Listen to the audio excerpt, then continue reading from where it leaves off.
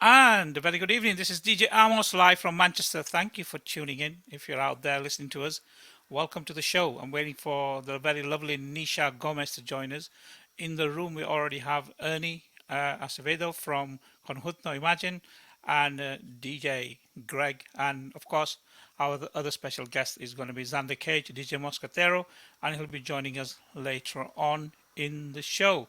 I'm going to start off this evening with some music and while I'm sharing everything out, let's play a track by Conjunto Imagen, and this is called Ave Maria Lola. Absolutely amazing, amazing track, and I hope you enjoy this. But in the meantime, let me just get this music kicked in so that we can play some music.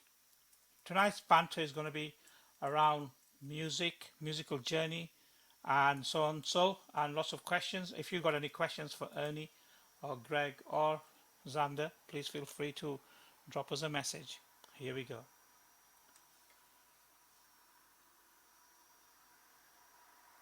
Oh, that one's not going to play. My bad. Oye, afinen ahí para comenzar. ¿Qué pasa? ¿Qué es lo que hay? ¿Qué es lo que quiero mezclar? Oye, Ernie, dame un solo ahí. Avanza que vamos a arrancar. Dame. Voy. 1, 2, 3, 4.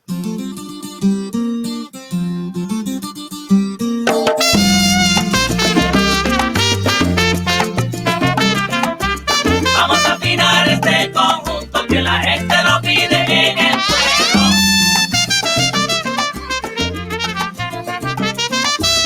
Vamos a afinar este conjunto que la gente lo pide en el pueblo.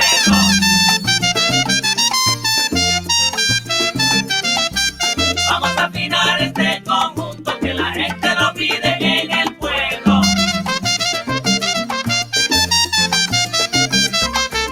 Vamos a afinar este conjunto que la gente lo pide en el pueblo. Es que me siento contento porque somos el conjunto del pueblo. Vamos a afinar este conjunto que la gente lo pide Que en cuando el Imagen pueblo. comienza a tocar, llamen los bomberos para que apaguen el fuego. Vamos a afinar este conjunto que la gente lo pide en el pueblo. Y ahora con ustedes, Junior ¡Rivera! y en el piano, ¡Excel! Rivera.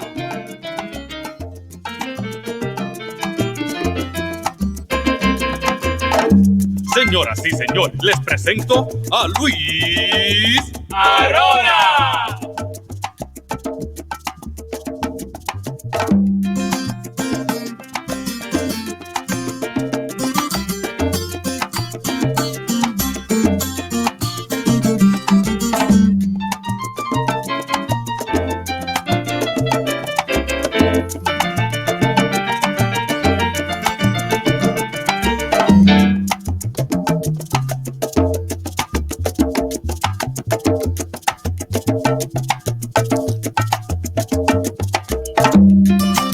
And a very good evening to Angel Vasquez.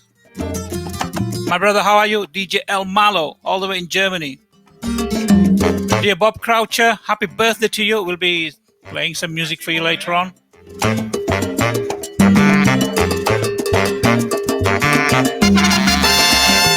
Anya, all the way in Germany also. Good evening to you.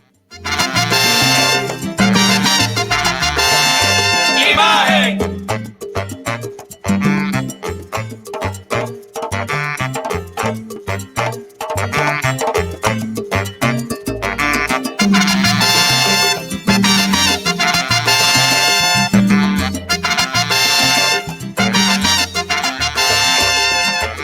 Vamos a afinar este conjunto. Si ustedes lo piden, lo complaceré. Vamos a afinar este conjunto. Y el son de la clave yo afinaré. Vamos a afinar este Para conjunto. que baile el bailador con la punta al pie. Vamos a afinar este conjunto. Pero oye Teresa, ven y atrévete. Vamos a afinar este conjunto. Como me gusta el vacilo, qué rico el bembe. Vamos a afinar este Venga, conjunto. mira, venga a gozar este ritmo que está chévere.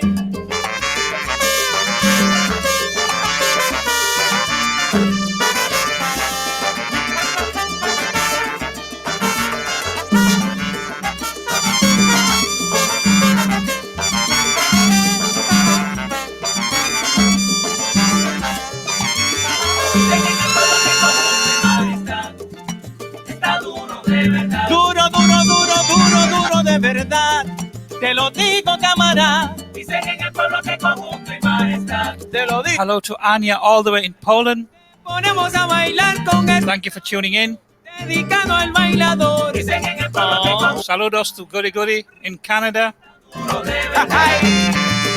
Dale swing, saoco, imagen. In the house, we have Greg Wright here as well. DJ SJD, all the way from California.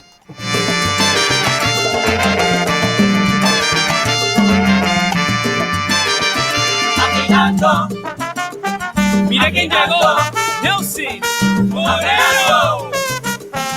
afinando, afinando, afinando, afinando, afinando, afinando, afinando, afinando, Imagen viene afincando. afinando, Alex viene inspirando. afinando. Y yo sigo guarachando. Pero que pela. Good evening to Francis Acevedo, all the way in New York. Thank you for tuning in. Fantastic to have you on board.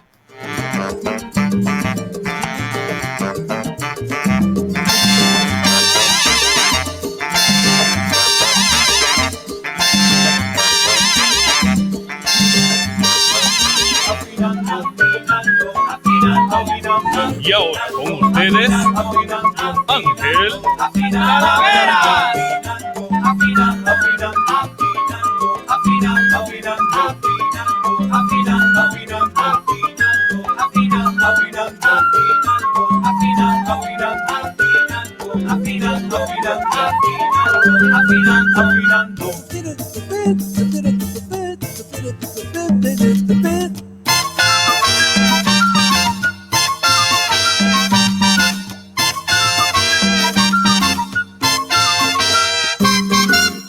In the mix.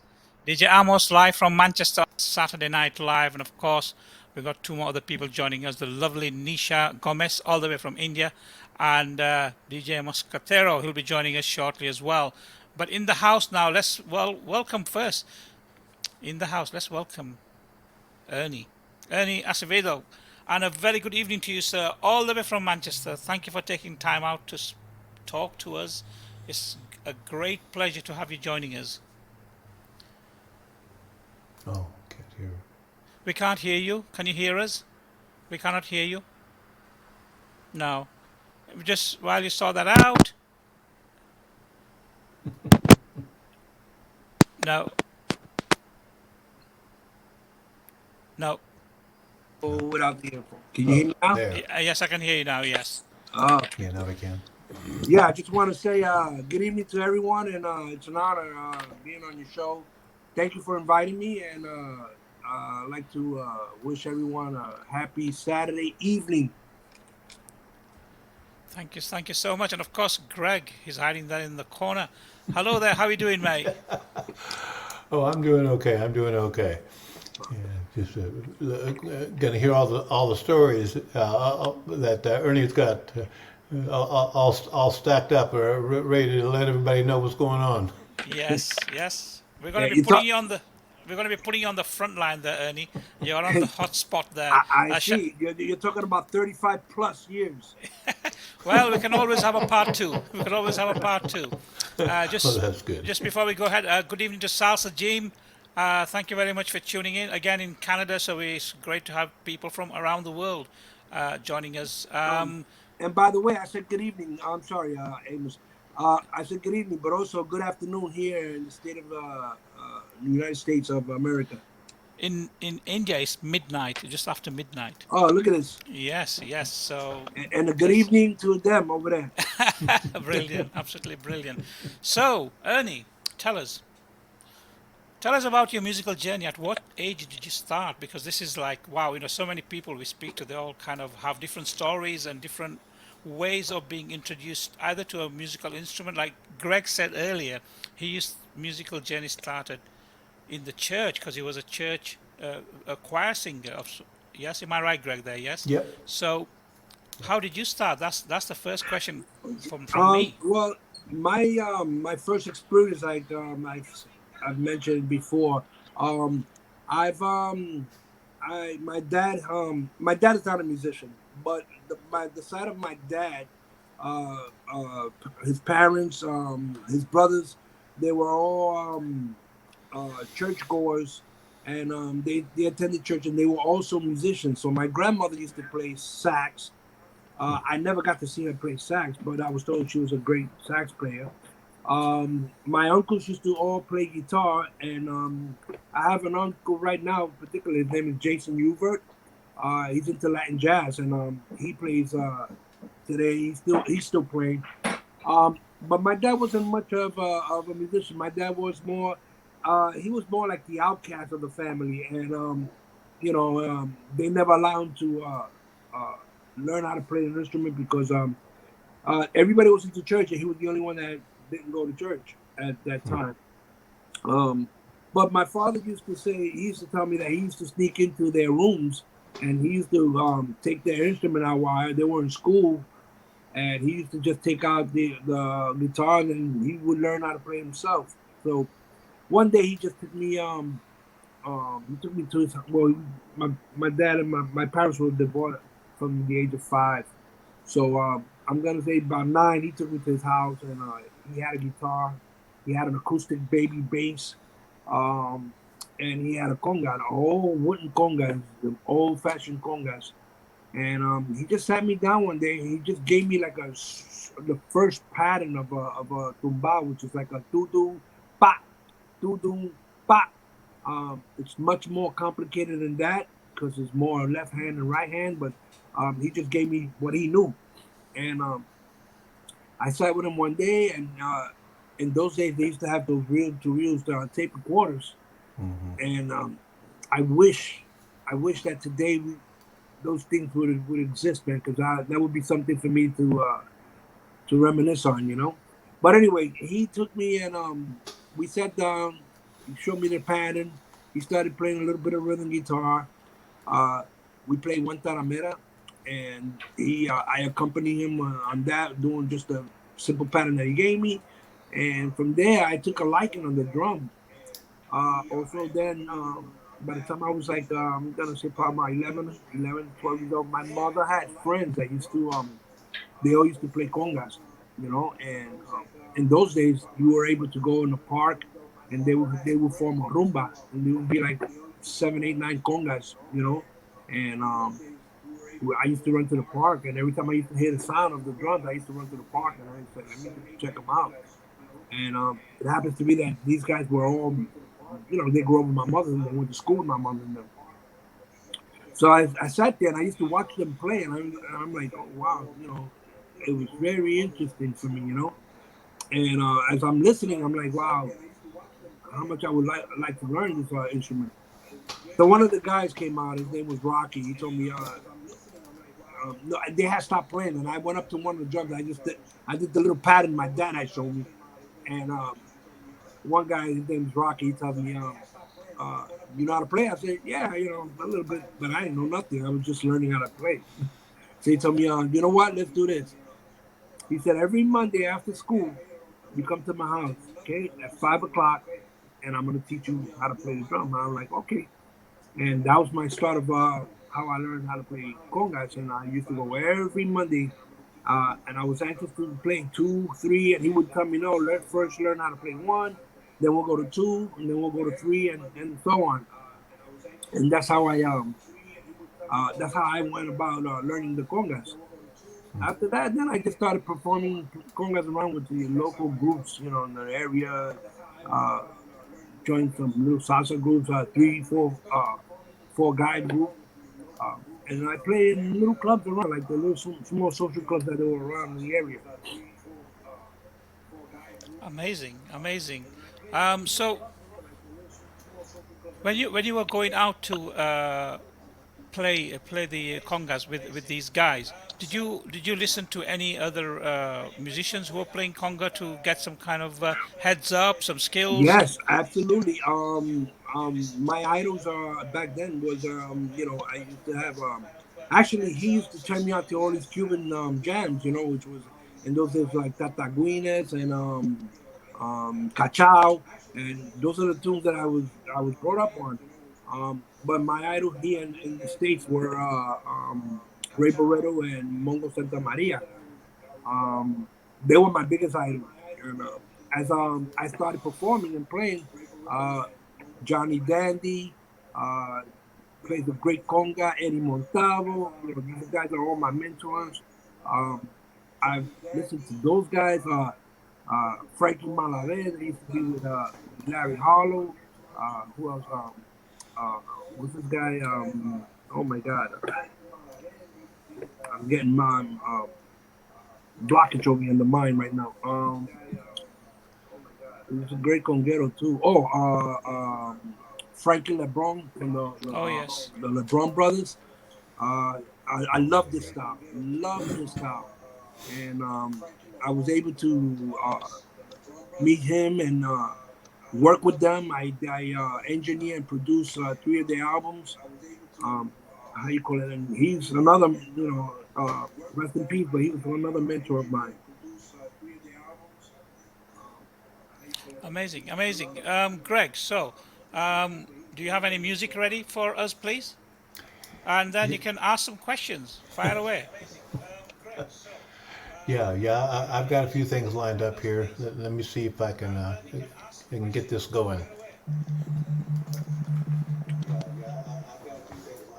Awesome.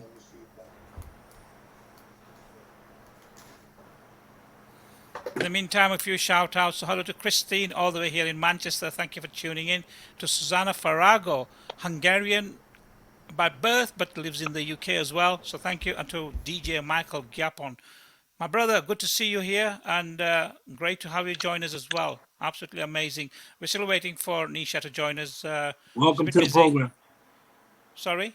I'm welcome to the program. Yes. Nisha says, oh my God, this chat is too fast for me.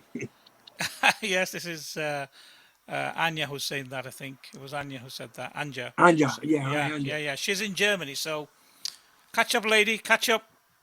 There we are. And there's a couple of birthdays as well, so we'll be playing a birthday track to wish these guys a happy birthday shortly. But in the meantime, here's Greg.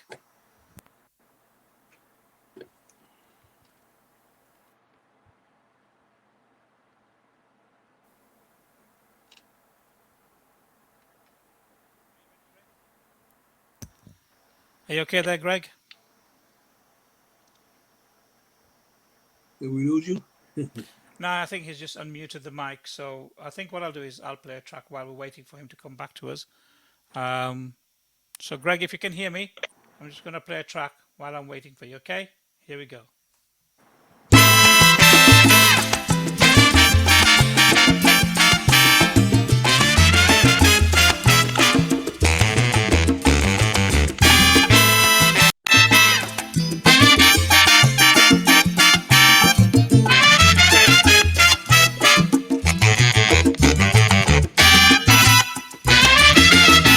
Lola, con tu indiferencia a mi corazón lo vas a matar. Sabes muy bien que se está muriendo por ti. Sin tu querer sé que dejará de latir. Lola, ay Lolita, Lola, conmigo vas a acabar. Ave María, Lola, conmigo vas a acabar. Ave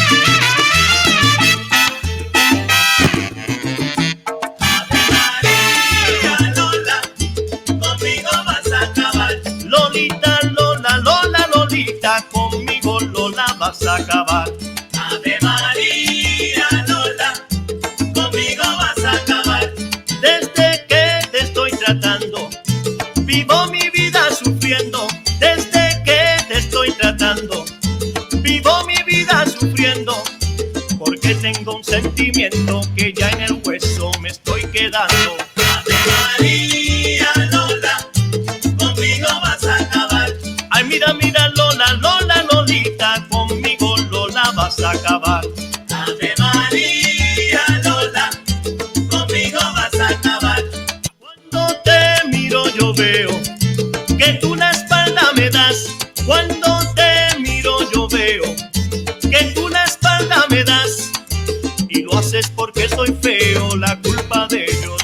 papá. Ave María, Lola, conmigo vas a acabar. Lolita, Lola, Lola, Lolita, conmigo Lola vas a acabar. Ave María, Lola, conmigo vas a acabar. Dame tu corazón, eso es lo que me hace falta, Lola.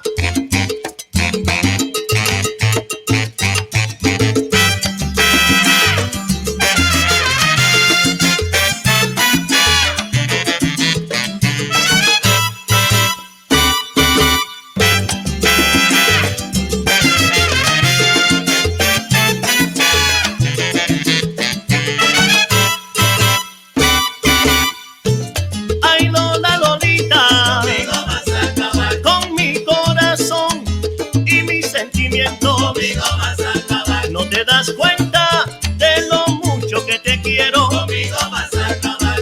Si me niegas tu cariño y tu amor, Conmigo vas a yo te lo acabar. juro que me muero de desilusión. Conmigo vas a acabar. Ave María, Lola, vas a acabar conmigo. ¿Qué digo?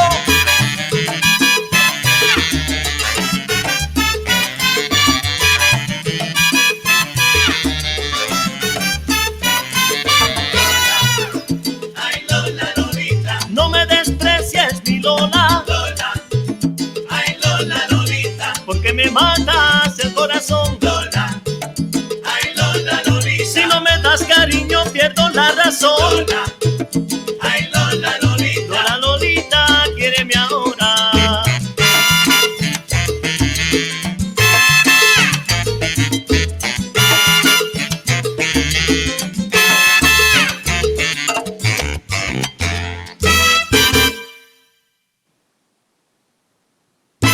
Whoopa, what do you say to that track? Absolutely beautiful. Ave Maria Lola by Conjunto Imagen. Okay, Greg, are you okay now?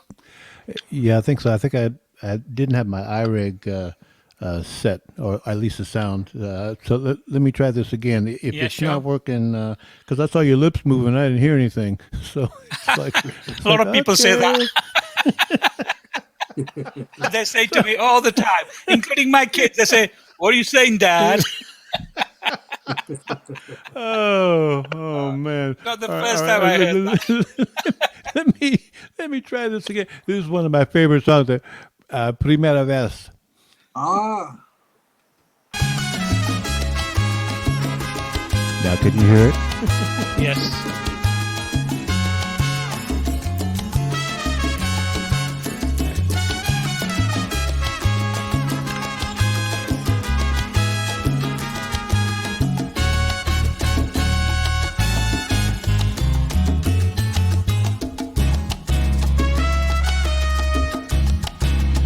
Se cansó de esperarlo y se durmió al filo de las 3. Tenía frente a ella solo un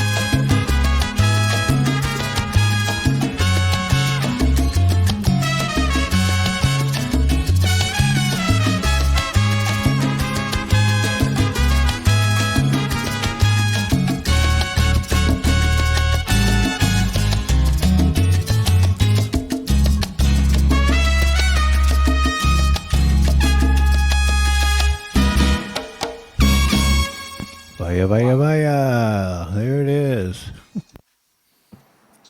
Right. So I'm sure, Greg, you got some questions. Fire away. Well, that brings me so much memories, man. 1993 brings me back a lot of memories. Oh, oh yeah, yeah, I bet. I was, I think, as I remember, when I first heard this song, I was at the club. As a matter of fact, I think it was DJ Hong was playing it. We were in San Francisco, and every time he would play something, I go over and say, "Who is that?" And I have to go write it down. I'm trying to scribble on something, and I go back and say, "Oh, that's that group." And it's like, "Oh, okay, okay, okay." But yeah, I used to love when I got into it in the '90s, and you had some romantica going on, and I didn't really mind the romantica if I was driving, but in the clubs, like I want it, like this. Like the other one he was playing, the Ave Maria Lola. It's like I like that. How do you think the music, the progression of it from back in the '90s to now? You think it's still strong? You think it's wavering a little because of what's going on? Um, you know, I can tell you that the music from the '90s, it had changed. It had went towards the romantic side of it. We've always been a conjunto of hardcore salsa, and we try going up that line. We did a little. I think, if I'm not mistaken, I think we did like maybe 3 albums or three production under that romantic side of the salsa. But some people were okay with it, but then most people were like, yeah, you guys have a certain style, and you're changing the style that you changed it to, not the same. I also I tried putting timbales in the band during that time, and I even had a female vocalist with us, just trying to go, with the new wave of the salsa romantic. But it's it wasn't for us. It was not for us, and we decided to go back. And once we went back, everybody was like, "Oh yeah, now that's the Conjunto Imagen we know. That's the Conjunto Imagen that we like." And that's what we did. We went towards back to the hardcore salsa. Although that song right there, that song was originally recorded by Conjunto Chaney from Puerto Okay. Rico. And when we first came out, uh, we had a management by the name of Landy Soba, and he kept pushing that song on us. He kept pushing on it. And he's like, uh, this is a song you guys need. You guys will get much more work, and da da da da da da. Like, okay, and then I really didn't care to play with it because it was, it had belonged to, a conjunto chane. A conjunto chane, it's a respectful conjunto from Puerto Rico. They had, and Hmm. then they're known as el conjunto de amor. Uh, And I was like, all right. And then he pushed me to record it, which was on he gave me that song, and I'm gonna say probably that song came out in probably 1990, 91, and he kept pushing and pushing and pushing until I got to I think the fourth production, which was that album there, and then he told me, let's put it in, and that's what we did. We put it in the album, and it became a hit here in the States, of America here. So uh, not only that it got big here, I didn't even know it got big outside of the country oh until we wow. started getting the reports, and I was like, oh, okay. Even Lola, Ave Maria Lola. Uh, I got a call from somebody in Europe asking me if they can put it into a compilation, and I'm like, Oh okay. wow. Wow. Oh, oh yeah, yeah. That Ave Maria Lola. I think the first time I really paid any attention to it, Sonora Cuarteles did it, and then I went back. I was like, well, there's some other versions of this, and of course, like, oh, I found your version. It's like, oh, I like, people like different versions, different flavors based Right. on the instrumentation and the arrangement and what's happening with it. And it's like, oh, oh, that's that song. And I found it the other day, and it's like, oh, I didn't know they did this. I was playing it. My wife said, what are you doing? I'm over here dancing.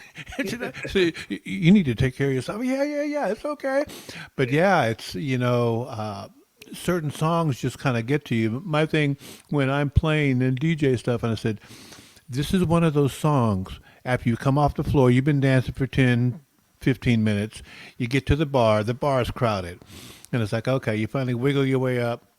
You order your drink, and this song comes on. It's like, oh, hell. Now you down your drink, put it down, because you don't want to leave your drink at the bar. You don't know what's going to happen with it. It's like, oh, I got to go back out. I can't be standing around the bar while the song is on. This is that song. It's like, yeah, that's what you want to do. And it's funny that you say that because, most of our music is like that. Everything that we play, is more catered to the dancer. And when we perform, I see it a lot. I see a lot of people. I've had people come up to us and say, "You guys, I don't know how to dance, but you make me want to dance, and I have no idea how to dance." And I've seen that. I've seen what we've done. I think the to me, one of the best dancers there is that does it with the feeling from the heart is a Cuban.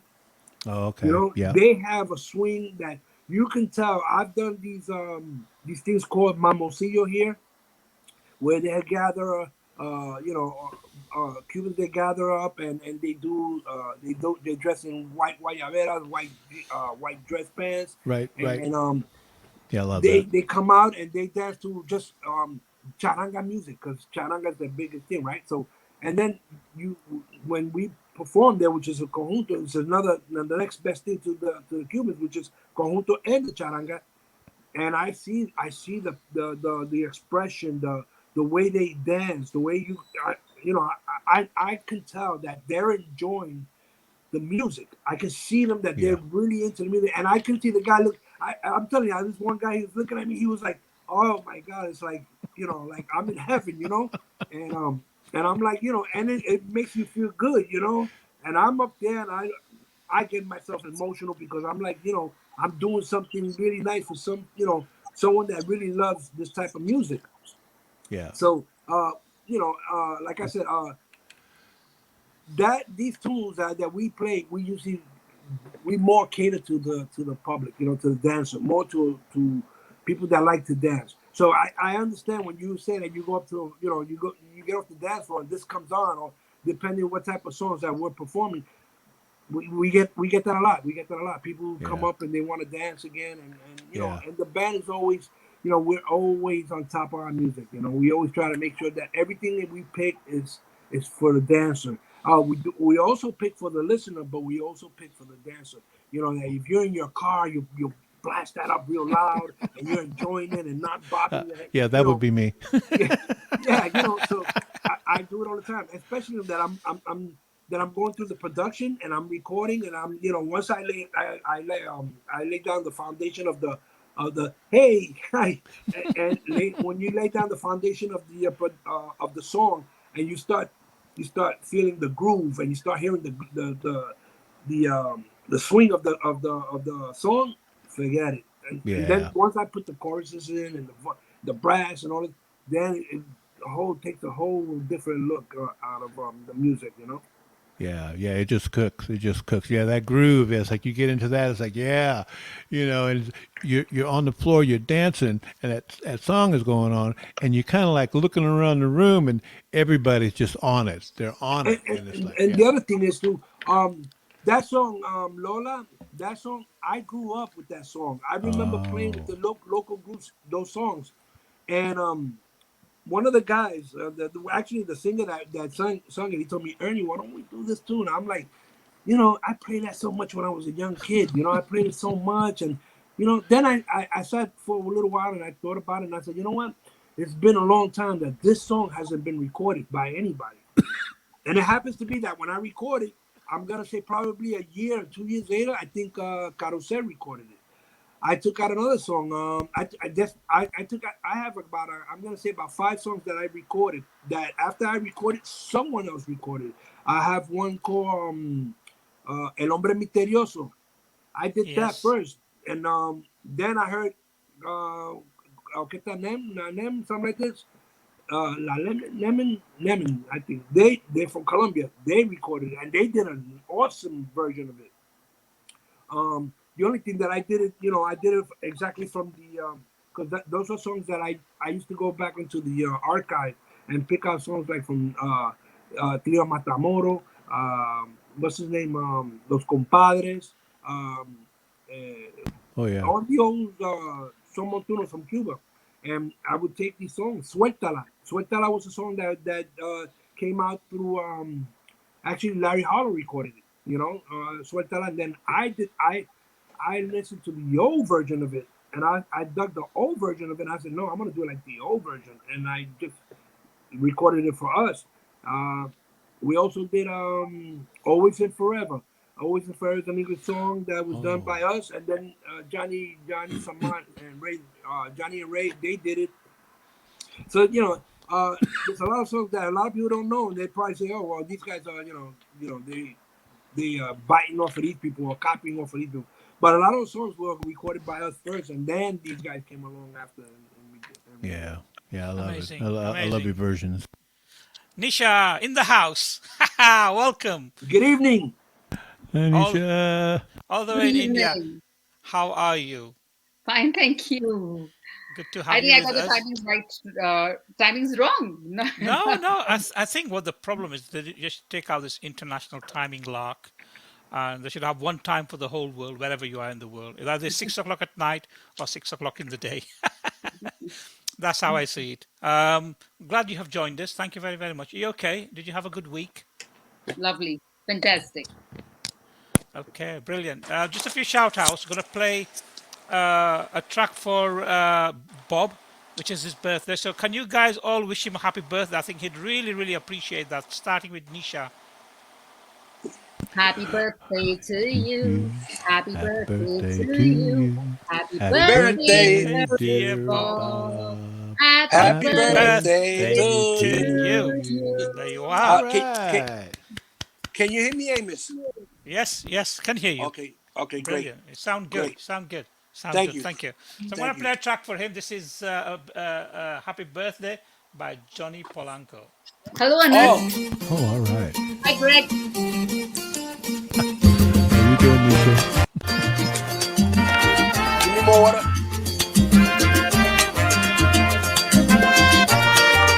Send the love to Bob, please.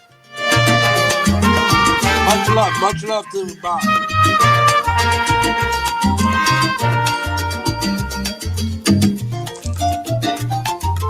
It's not every day Ernie's going to sing a birthday song for us on our group. Happy birthday to Bob. Happy birthday to Bob.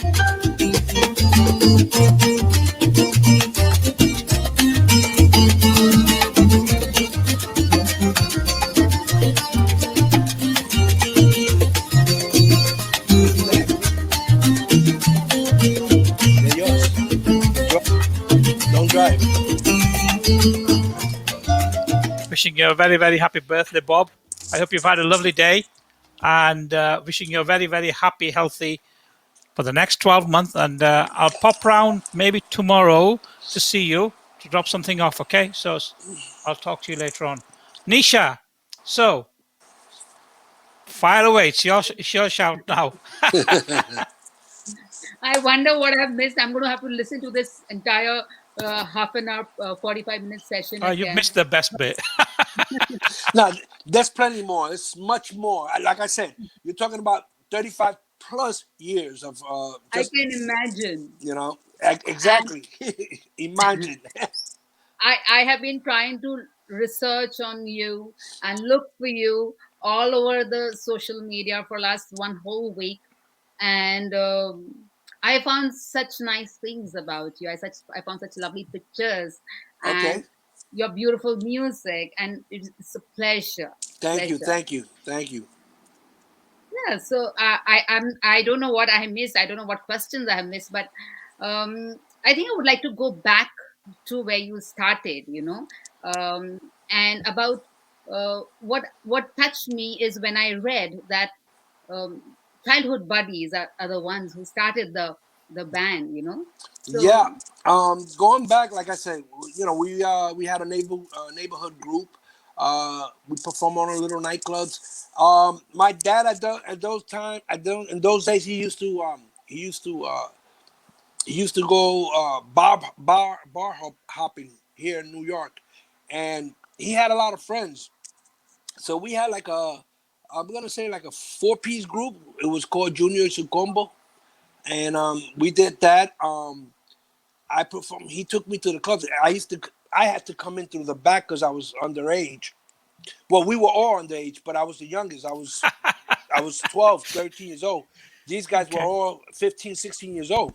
Okay. Oh But yeah. he used to bring us in, and we used to go in. We used to do like a set, about an hour set, and I think we used to get paid like $20 a piece, and that was like the early '70s, and we had a good time. Like I said, I did that with them for a little bit. By the time I'm gonna say I was 13, I already had a group. I had my own group. I put a group together. Was a combinación, orquesta combinación. I had them for about. I had them to about. I was like 16 and a half to 17. Once I wanted to try to make it. I did a recording. You know what? Not too long ago, I had that recording. I don't even know what happened to it. I would have loved to have that, to give that, to share that with you guys, and you guys could have saw something that, I did back when I was a young teenager. Um, I left the band about 17. I left the band because, at that time you're dealing with a bunch of young guys, and everybody wants to be hanging out, playing games, and nobody wanted to do a rehearsal, and so I wanted to go further with my career in the music, and I had the fortune to get a phone call from a gentleman by the name of Rafi Santi. Rafi Santi, back, this was in like '78, and Rafi Santi had a big hit. I don't know if you guys ever heard the song Ansia. This was a real big hit back in the '70s and late '70s. And he called me one day for a gig, actually to try out for the group. And it happens to be that when I was doing when I had my band, I did a couple of switching, which I started as a conguero. Then I couldn't find a piano player, so I had my dad buy me a piano, which was an organ, and just started playing. I started just playing with the piano here, there, and I became a piano player then. And I did that for about 3 years. Then I had a bass player that he was more of a rocker, but he would play bass with us, whenever he wasn't playing with the rock band. And then there was time that it would collide. There was a conflict between him playing and with his rock band and the Latin band, and he would leave us to do the rock. And I was like, wait a minute, so let me jump into the bass. And since I have an uncle that plays bass, he had an extra bass in the house, and he told me, come over, I'll teach you a couple of things. And that's what I did. I went over, I took a couple of lessons with the bass with him. And I started playing bass. I found a piano player. I got a piano player. Then I started playing bass. Uh, and I'm gonna say I started playing bass about 14, about no 15 to 17, and I left the congas. I still had them, but I didn't play them that much. So I was playing bass for about 3 years. I went to Brooklyn Conservatory of Music. I went to the Johnny Colon Music School in Harlem. I went to Boys Harbor. I learned theory. I learned how to read music. I learned how to, work with music. Uh, and then once I got that phone call that they wanted a conguero, which is my real instrument that I love, I said, you know what? I'm gonna try this opportunity. I'm gonna take the opportunity and see what happens. So now, mind you, I haven't played in 3 years. Although you still have the pattern, you still got you just don't have the chops. And I said, okay, so let me just go see what happens. And I went, and I didn't think I was gonna get the gig, so I said, let me just try, And I went and I gave him my all. I gave him my heart, and I played for that first. I'm gonna say for that first 45 minutes, I played with him, and my hands were like, they were how you call it, they weren't, used to being, from performing. My hands Oh weren't yeah, ready. yeah. So I had no chops. So when I played that 45 minutes, I played my heart out in those 45 minutes. That I just banged the crap out of him. You know what I mean? And he loved it. So then he told me, okay, guess Oh what? wow. And that was the first set that I did with them. And then he told me, I like your style. I like the way you play. Um, just sit there and play the rest of the night. I was like, what? I, I just gave him my all right now. I didn't think I didn't think he was gonna tell me, oh, you can start next week, because I didn't know the band at that in those days. They were playing every day. Now I went down on a Oh Wednesday night. Okay, I wow. went on a Wednesday night to perform with them, and their congueros he was there, so I didn't think he was gonna tell me play the rest of the night. So the guy came, the guy that I supposedly that he was leaving. He told me, listen, take the rest of the night. I'm like, he said, yeah, play the rest of the night. So now my hands are hurting me. I'm in pain, and I'm like, holy crap. Let's see. Anyway, so I decided I played the rest of the night, but my hands already was. I was tired because I haven't been playing over 3 years. So then he told me, okay, so now tomorrow we start at 9 o'clock, and I'm like, wait a minute. I'm gonna need like 3 or 4 days to recuperate from all this banging. Oh yeah. And You have to tape. You have to tape up your hands. yeah, oh, then that's yeah. I try everything. There's this thing called corojo. The Cubans they use it's like a cream, and you put it on it, and it turns your hand like a rubber, right? Yeah. They said take urine and urine your hand, the vitamins from the urine. Yeah. I did everything. I tell you, the next day I was in pain the day I played, but the next day I was much more in pain. So when I sat down with him, he looked at me. He tells me, uh, what happened? And I'm like, I said, I'm gonna be honest with you. I haven't played in 3 years. And he says, oh, but you played so well yesterday, and today you're like, I don't know, you're playing, you're like, if your hands hurt. I was like, they hurt. They hurt. Damn. Listen, I was hurting, and mind you, I played that Wednesday, I played Thursday, Friday, okay, Wow. 2 Saturday, all right, and then Sunday, which was the rest day for me, and that was the only Sunday they had off that day, that week. Then we had to play the Monday, which they had a place called the Village Gate here, Oh performed wow. there on a Monday night. Then at least once I rested that Saturday, at least I mean that Sunday, that Monday I was able and ready to go back to work.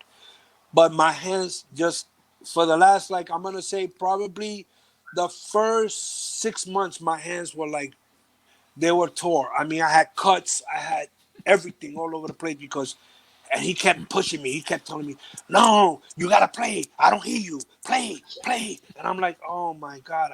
It was so devastating those days. But then then I learned to conserve myself. So you play hard, but you don't play hard. You Yeah. Yeah, play and yeah. you conserve Yeah. yourself. If I knew that I was playing Monday, Tuesday, Wednesday, Thursday, like that, so I would conserve myself Monday, Tuesday, Wednesday. Then once Friday, Saturday, Sunday came, then I would give it my all because it was the weekend. It's everybody's Right. happening. Right.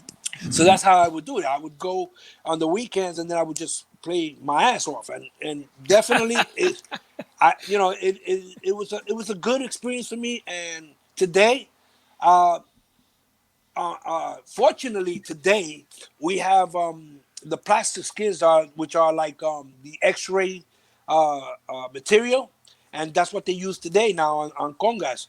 But those days they were horse skins, cow skins, Right. and those things, that's like hitting another person. So now these plastic skins now they're much louder, much lighter, and you don't break your hands. And I tell you, I have very little calluses, but not like before. Before I had cuts and calluses all over the place, and that's my life. That's where I'm at now. So, Wow. Carlos is asking a question there. Carlos Lopez. He's asking, brief us, please, about the journey the, columns call of music. Yes. Johnny Colon School of Music was on 103rd, if I'm not mistaken, on a barrio in the city of New York. And they used to give it was some type of school that would how you call it was giving out free lessons to anyone that wanted to learn. And if you was a musician, that was the place to go, because if you wanted to learn, that was the place, because they had piano classes, they had trumpet classes, they had percussion, timbales, conga, bongo. Each room had something different to learn, and they would teach you. Excuse me, they would teach you first. The first basic class was the theory of music, the clave and all that stuff, and what you want to learn, and we will learn that. But Johnny Colon was it was funded by the city, but since Johnny always did a lot of things for the city, and he still works for the city, doing things for the city. They put the school under his name, and they use that like just a school to help out children that wanted to learn. Not only children, but adults also, to learn music. That's amazing. That's amazing. Absolutely amazing. Also, Nisha. Yeah, that's great. and also Boys Harbor. They also actually, if I'm not mistaken, I think they might have switched the Boys Harbor over from Johnny Colon to Boys Harbor. I'm not sure. I think that's what it is, but they also do the same thing. They give you classes. They teach you all type of stuff, and they have rehearsal rooms there too. And I used to do rehearsals in their place there also. Amazing. Greg, let's have some music from you, sir. I think I got this time. That's right.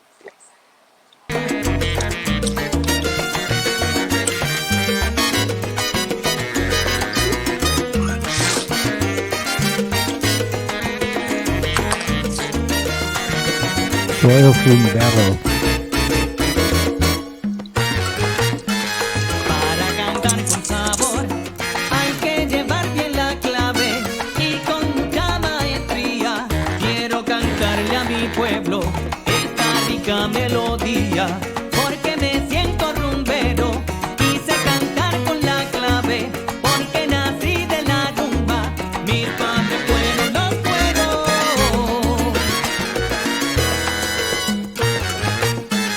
La clave es un sentimiento que se lleva por las venas, que te corre todo el cuerpo, no se compara con nada, me hace saltar de alegría, que se estremece mi alma con todo este sentimiento. Si tú no sientes lo mismo, tú no puedes ser rumbero.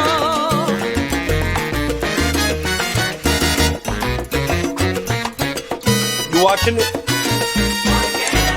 live? Al nacer fui Say what? bautizado con 3 toques de conga, del solar yo soy rumbero. Just put it on. Mi corazón late al compás de la clave y el repique de los cueros.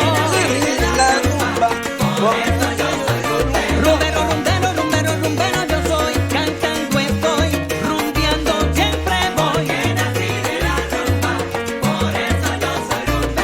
Al escuchar el sonido del tambor, rumba buena es lo que quiero. Cachimboé, I'll say what? cachimboé, imagen. Sounds fast, right? That's yeah. This is Walmart. Got YouTube. Cachimboé. Por favor.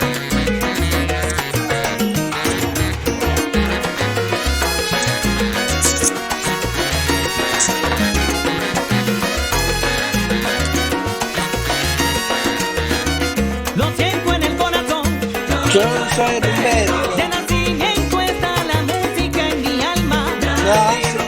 Nací rumbero, rumbero con sabor. Yo sé de la vieja escuela, yo sé formar un rumbón. Soy el repique de un tambor. You hear me?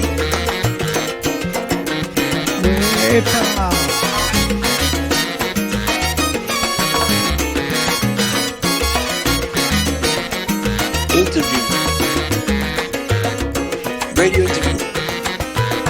Habla, habla, Acevedo.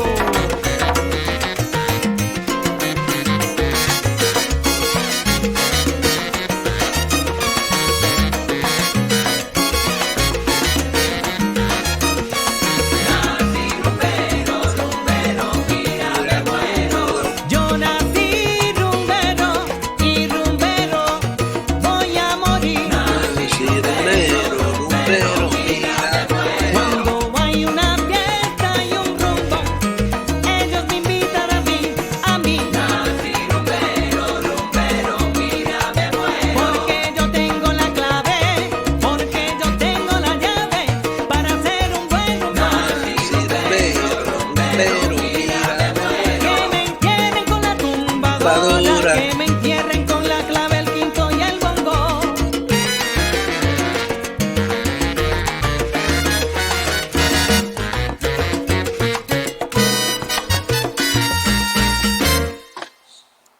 Yeah. What a blast! What a blast! Listen, that track. I love that tune. I think to me that's one of my favorite tunes.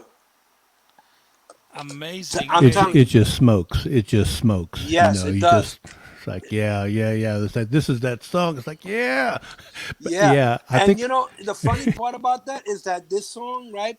They gave me the song many years ago. And I just I thought it sounded like maybe one of like Sonora Ponceñas or Oscar de Leon's song, and I didn't want to do it, but then I decided to record it. And then the gentleman that gave me the composition gave it to somebody in Venezuela, and they recorded it the same way. I'm like, oh my god! So I have that type of luck, you know. But it's one of my favorite tunes. I love performing this tune. It's an excellent track. Nisha, you need to unmute because we can't hear you. Your mic is Okay. yeah, Sorry. brilliant. Thank you. So yeah, Nisha, you're finishing off that question, Yeah. and then we'll put you back onto Greg, and then me. I was just saying that after that beautiful track, we were all just so excited to speak about it and ask you about it. And what I would like to ask you is, how does it feel when it tops a chart? I'm sorry. How does it feel when your song is topping a chart? Oh yeah, I mean, you know, like I tell you, man, when those things like that happen, I mean, you get emotional. You can't believe it. You know, especially like when you hear it on the radio, live commercial radio, then you turn around like okay, finally, you know, it made it to the radio. You know, it's there, it's performing. People are asking for it, and you know, you get the recognition. A lot of people. The one thing about us is that since the radio stations here in New York don't mention the artists, so people don't know who the artist is until Oh, wow. you know if it's not like a Mark Anthony or somebody like that or Gilberto Santa Rosa, that they carry themselves that people know that it's their song. But when we perform it and like or I'll say something like, yeah, this is one of our songs. Oh really? Didn't even know. I thought it was so and so. No, it's us. Was that something with the station that they couldn't do it, or they were cutting corners? I mean, just like because I know sometimes I'd listen to the radio and you hear 3 or 4 songs in a row. It's like okay, they didn't announce it in the front, so you figure they're going to announce it in the back, and then you just skip out, and it's like, well, how am I supposed to know who it is? Because for me, it's like I'm going to run out and buy it, but now you haven't told me who it is. So Yeah, you know, unfortunately, that's one thing that the radio station here in this country don't do. Well, I mean, New York, I can say because they don't announce who it is. And then what we had to do is at one point we had to mention the name of the band through the middle of the song. You know what I'm saying? So you have to say Conjunto Imagen so people know. Okay, oh, Conjunto Imagen. So yeah, that's where everything started. Where everybody started with the with the little how do you call it when they have their own you know oh my god, what's the word? But anyway, the thing is that everyone had to start saying the name of the band or the name of the artist in the middle of the song. And that's you got like Guayacán, que Guayacán. yeah. When you have those things like that, and Victor Manuel has his, Oh, so right. Yeah, yeah, you so know who it those things, is. Yeah. right? Those things. That's how you identify who's the artist by that. Those things. Right. But other than that, the regular, college stations and regular radios, they do identify the artist, but Yeah. it's just the commercial stations here in New York that don't, identify who's who. Yeah, yeah. I know on the West Coast they do that, but yeah, you're right. The college stations. There's a college station on the West Coast, College Cemetery. They do a jazz thing, but they do some Latin on the weekends. But they'll give you the whole rundown. But sometimes they like talk too much. And it's like, oh, okay, you gave me the back one. You need to cut into the song. 'Cause I'm about to nod off here. But Yeah. yeah, they do it.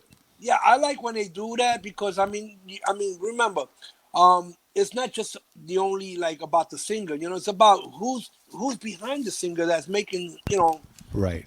that's accompanying him to the song. So you want to Right. know, okay, who's on? Yeah, you have so and so on bass, so and so on piano. You have this guy, congas, blah blah blah, and so singing.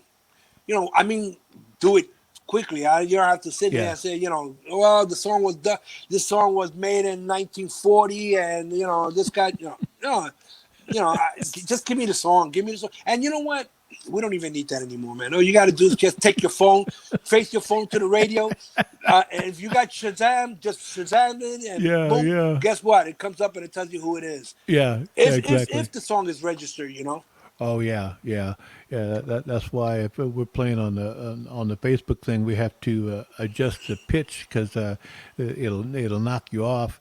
Which I never understood. It's like, okay, the commercial radio stations can play it, so they're paying somebody the copyright. I don't know how it goes down, but yeah, if you do it on the Facebook, it'll bounce you. So we have to adjust the pitch, unfortunately. But it's interesting.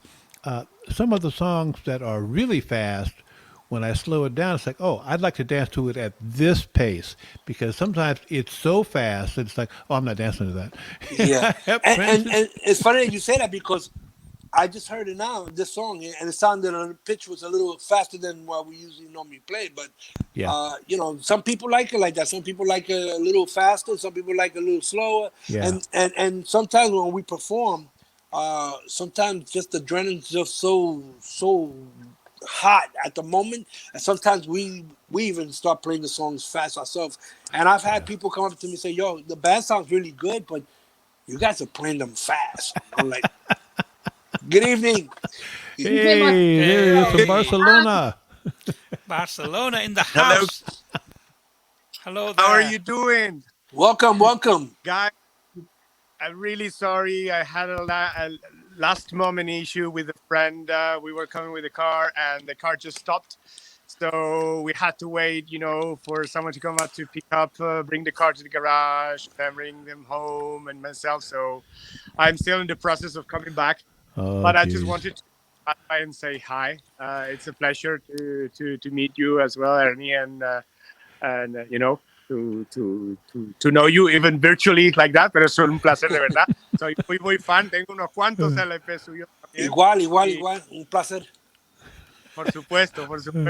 Yeah, Well, yes. And just to go with the flow with the conversation, it's true, like Greg said, because, well, so far we still have these little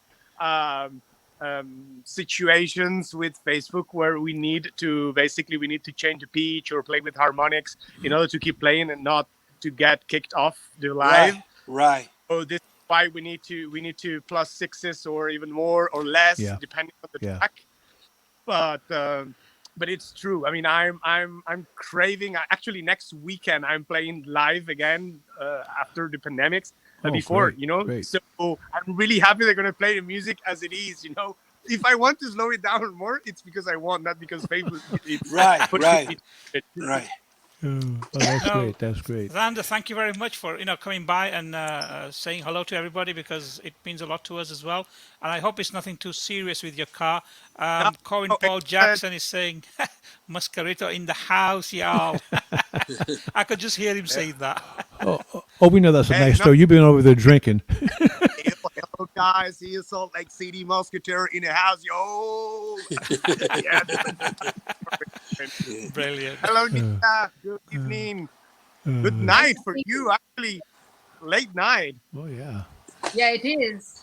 Let me check. Not yet. It's just almost 1 a.m. Wow. Almost 1 a.m. That's nothing for you, right? Wow. Yeah. She sleeps at 5 in the morning. Oh yeah, exactly. But Exactly. that's Saturday night for you, isn't it?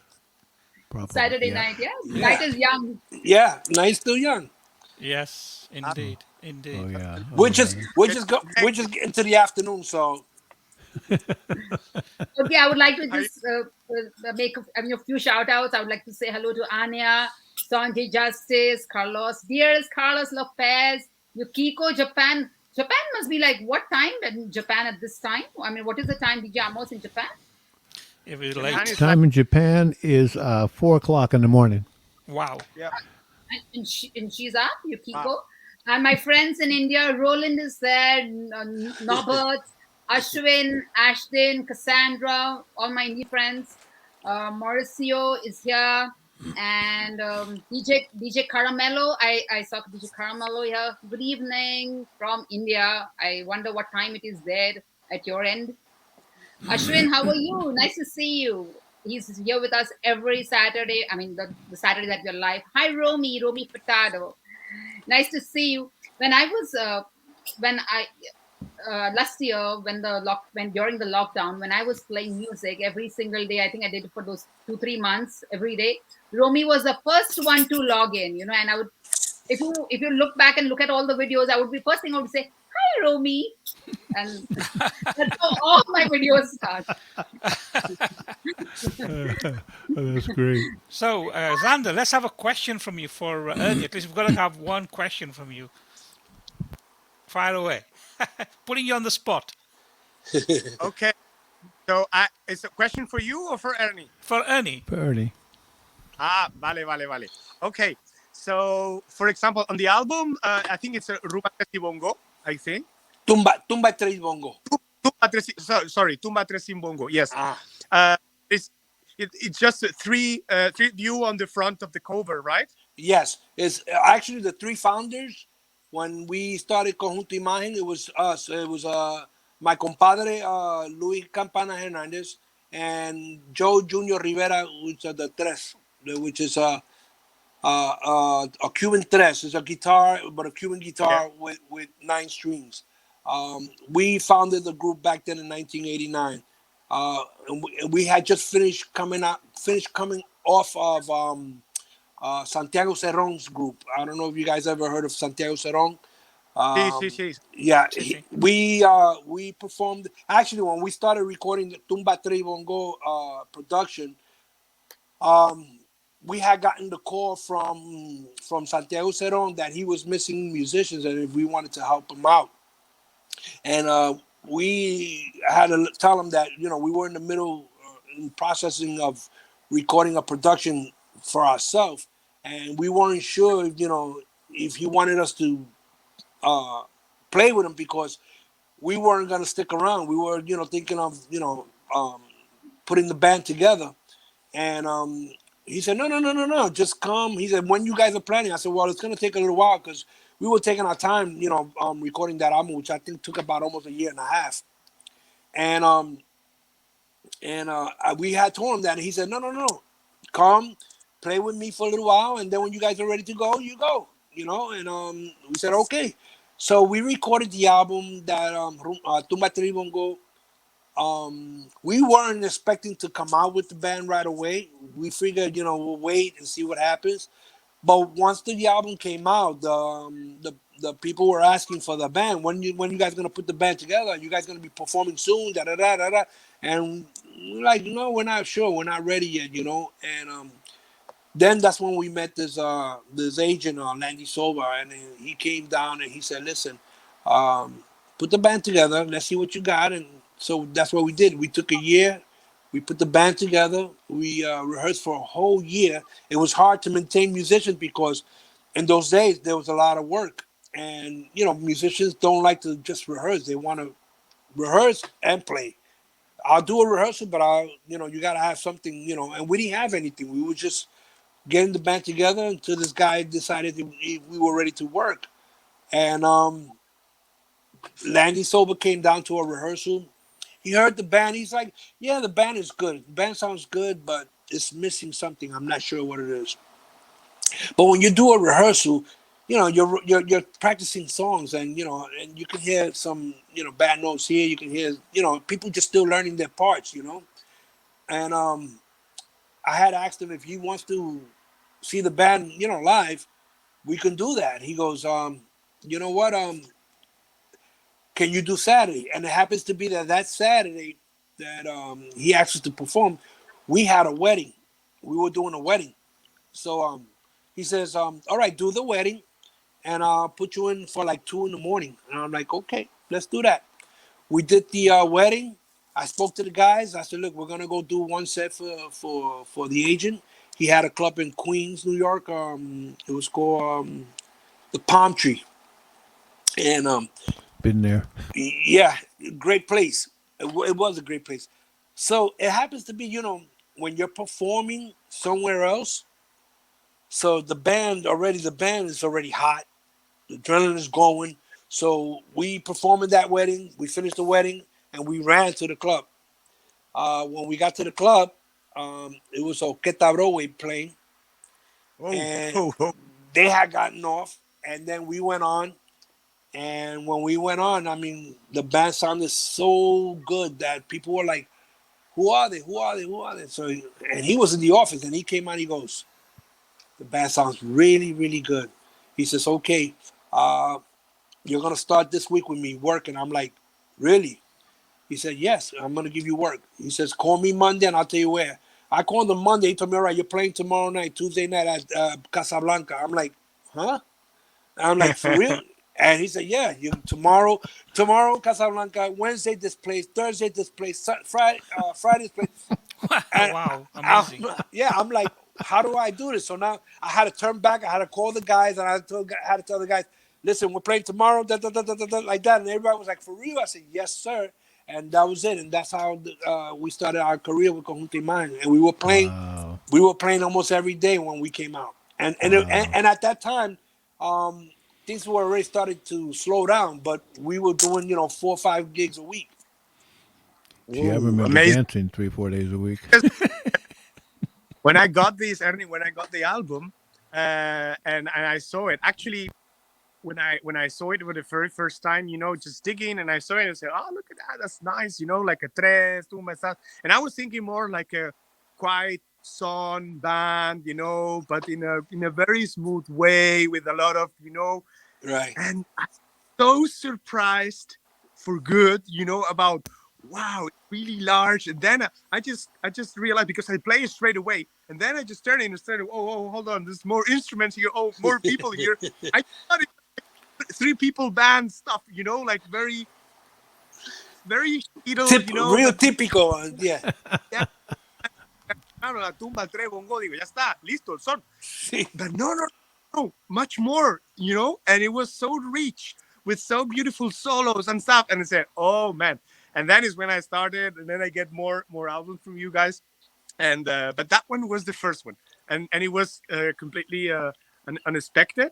But I guess that's one of the beautiful things about getting to know new bands and new people is when you get it like that, kind of like unexpected, and then you start digging and getting more information about you guys and how everything started. So having you here today, well, I'm also here as a host, not as a host, but having you in here, it's like really a pleasure listening firsthand, from you about how everything started and how things just being, ignited back in time. It's beautiful because it's really inspiring also in these hard times, kind of, like we need actually to rebirth.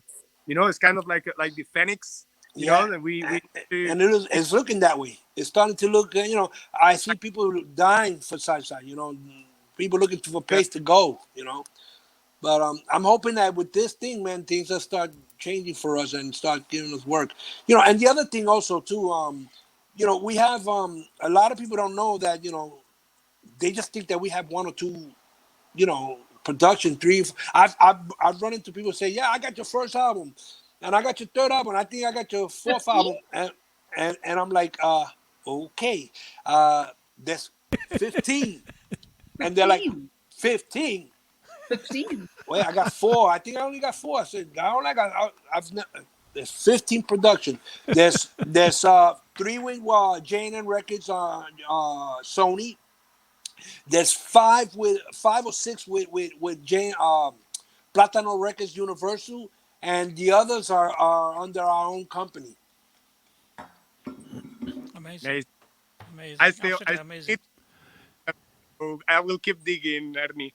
Yeah. No, there's plenty. Listen, and I also have, we have also a lot of guest artists in a lot of our productions. We have, Jose Fajardo. I don't know if you guys ever heard of Jose Fajardo, Yes. flautist. A Cuban flautist. He passed many years ago. He's a mentor. I performed with him when I was coming up on the music, and I brought him in. I recorded a production. I don't know if you guys ever came across this production with Hector Casanova. It's called Sigo Montuneando. That's with Casanova. I did that whole production with my band. Wow. So we had the late Dave Valentin recorded with us. Joe Motoro, Tito Allen. What's his name? Frankie Vasquez did a song with us. Oh, wow. From Selvigon, Moqueta, Broadway, Eddie Selvigon did flew with us. This young lady that's from Israel, Hadal Heiberg, Yeah. she recorded with me. Also, Domingo in the last production now, Domingo Quiñones. I got Pulpo as a guest piano soloist on one of the tunes there from the last album. So we have plenty artists that has come on board. Actually, we wanted Johnny Pacheco because I failed to mention that I also performed with Johnny Pacheco back in the 80s. And I traveled with Johnny Pacheco, with Hector Casanova, Peter Conde, Celia Cruz. Those are my mentors. Those are the guys that gave me that sabor that you hear there, that conjunto. Those are the guys that gave me that. You know what I mean? And those people, I had the greatest time, and it was something that, it's so hard to explain, but I've had so much experience with them, and I've learned to adapt all of that and put it here with Conjunto Imagen. So, like I said, a lot of people don't know of all the production that we have, but there's 15 production. Not only the 15 production I did with Imagen, but I also done other stuff. I don't know if you guys are familiar with Charlie Cruz. Charlie Cruz is a young singer. Yeah, he's out here. Charlie Cruz, I did Charlie Cruz's first album. His first album is Conjunto Imagen, if you hear it. And actually, it was his father and him. And at the time, we used to call him Calito. They call him Charlie now. But his name is Calito. Calito and Fancy Cruz. If you guys Google that, look at that. Trust me, you're going to like that. You're going to like that album. You know what, Ernie? Isla del Encanto is amazing. That's the that's the song. That's the song, right? Yes. Amazing. Amos, before Yes. I leave, can Yes. I steal a second question to Ernie? Please, by all means, my pleasure. Okay. And then we can go with Carlos Lopez. He's asking some interesting stuff about Yes. Dax Patch and input. Yeah, absolutely. Oh, Dax Patch. Ernie, una pregunta. You talk about 15 stuff, in the back. When is the 16th coming back? You know Yes. what? I'm working on that right now as we speak, because I'm picking up songs now, compositions now, and I'm hoping to that, if not now, but I'm hoping to have it and ready by our 35th anniversary. So that's another year from now. Nice. Unfortunately, we took out the 30th because before the pandemic, we were working on it. We were getting ready to pull it out. and we had to stop production because everything around us stopped. So we had to Yeah. wait until that, and then we went back, and then we put an extra song, which is Los Rumberos, and I added that at the end, and that song has been a great success. There's a video music with that. There's another tune now. Mañana es Domingo. We took out a video with that, and we're now getting ready to do Sabor a Mi, which is an old classic bolero, Mexican classic bolero with Domingo Quiñones, and we're working on the video for that. So we're doing that. But that's definitely is funny because I'm talking to somebody. I'm talking to Lino Iglesias, which is un compositor from Puerto Rico, and he's writing something for us in reference to the 35th anniversary. Amazing, amazing. So I was spot on the question, then I'm happy. On your new, sorry, Yeah, go ahead. on your new album, it's a question from Michael Gyapong. He's a DJ from Uh-huh. Afrobeat Party, from Ghana originally, and he's asking the question: any collaboration you would do with any Cuban artists, sir? I would love to. I would love to. Unfortunately, they're in Cuba. We're here, and if he's talking about in Cuba, it would be great. I would love, and there's a lot of great Cuban artists out there. Here, we have a few here in Miami, but I'm not too familiar with the surroundings of the Cuban artists in Miami.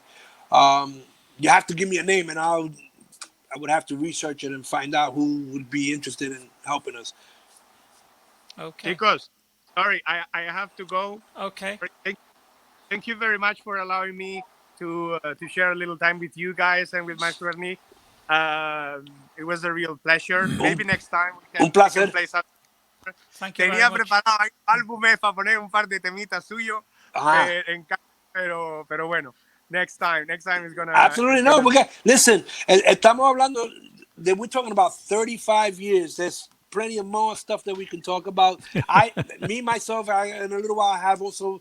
I'm attending some things that I have to be taking care of, and I would definitely like to finish this. But it's a pleasure meeting you, and I hope we can finish this. When next time we do this again. Yes, Okay. definitely. As far as Ernie, I'm the one finishing, but you continue on the absolutely, show. Yes, absolutely. Yeah. Xander, thank you very much And for also, joining us. as far as Dax Pacham, this gentleman talk about Dax Pacham. Dax Pacham is Yeah. a group that I grew up with in the Ciao, neighborhood. guys. Hasta luego, leche. Bye, guys. Sabroso. Sabroso, yes, see you later. Yes. Thank you. So, Dax Pacham is a group that I grew up with. Actually, in that group, I have an uncle. Actually, he's married to my aunt, and his name is Benny Vargas, and he sang in there on that album. How you call it? And I grew up with that song. La Tumba, Salsa La Maraca. That's from Dax Pacham. So, and it's funny because I was gonna do in La Tumbas. I wanted to record it with Conjunto Imagen, but I didn't really get into it. So, but they have some nice songs there that I can bring back up, from back in those days. Awesome. But a question from me before I pass you to Nisha. Okay. I always think that guys like you, Ernie, Jerry Hernandez, and so on. So, have you ever considered? I mean, because as I said earlier on before we started the program, the amount of information available about individual artists is so limited. Have you considered doing an autobiography? 16th is coming out, 35 years in the industry. You have an amazing story to tell. I would love to read your life story. Seriously. It's funny you say that because I'm gonna say probably in about I think it might have been early 2000. I started writing out a memoir of what I did in my life, but I lost it. Oh no. I lost it. I had sat down and I was thinking of maybe to start something, and yeah, I would love to write a book about my life with the music. Awesome, but it takes time. It has to, Yes, time.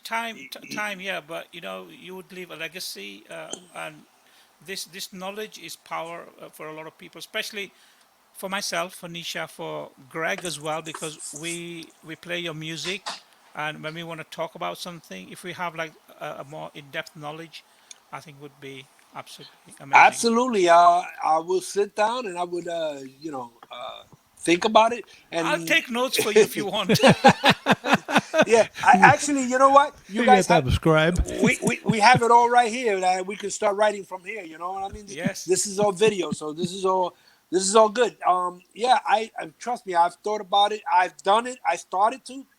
Um, it was pretty long, and I'm like, well, wait a minute. I don't know who's gonna read this. Who's gonna want to read this? You know? And it's funny that you say it because yeah, there is people out there that would love to read things about us. Yeah, that's great. absolutely. That's great. Greg, course. Nisha, anybody, go for it, girl. Not only about written work, but my also question is, what about all your 15 albums? Because um, I'm sure not all albums, because I was looking for some album and it said it's not available. So if our DJs and our music enthusiasts are interested in buying all your 15 albums, how can they buy those 15 albums? Are they available in vinyl forms, or are they available in CD? Um, I was also looking on Spotify Music and iTunes, but I didn't find all the albums. Right. yes.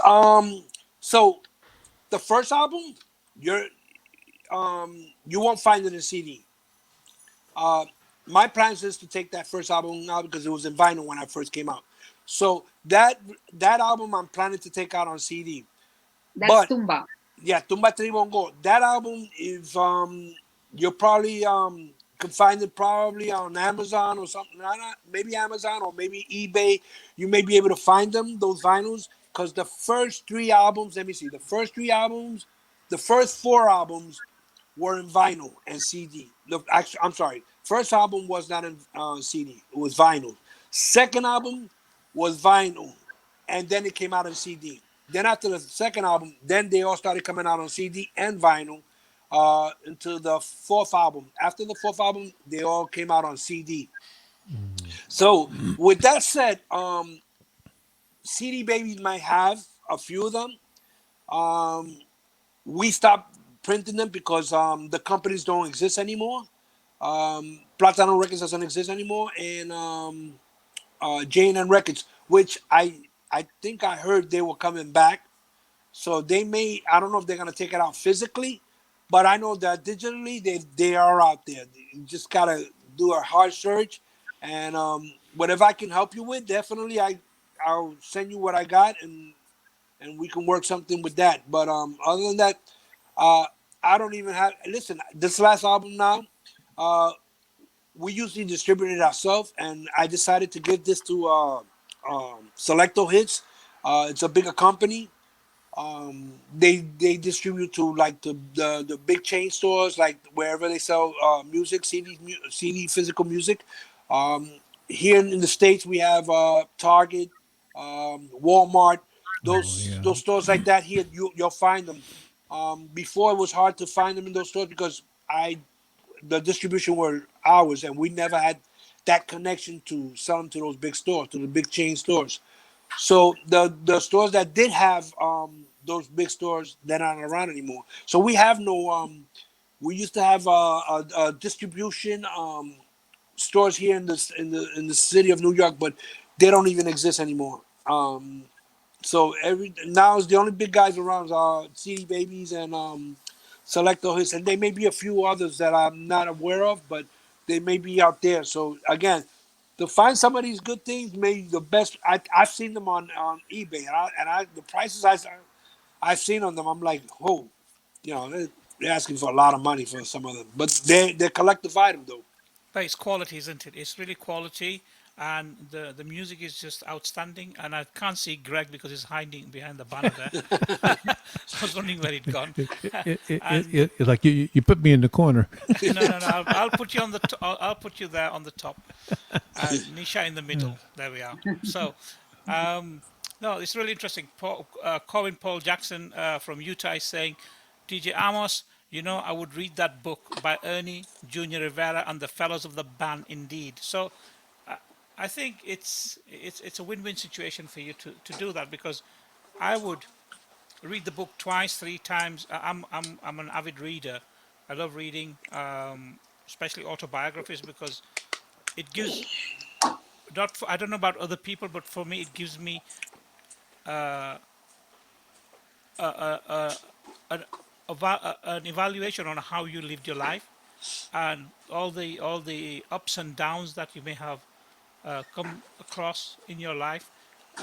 It's educational for us, and it's inspiring, and it makes younger people who will read your book, because you are such an amazing musician, would learn from that and inspire and aspire to have you worked, and maybe learn lessons from you.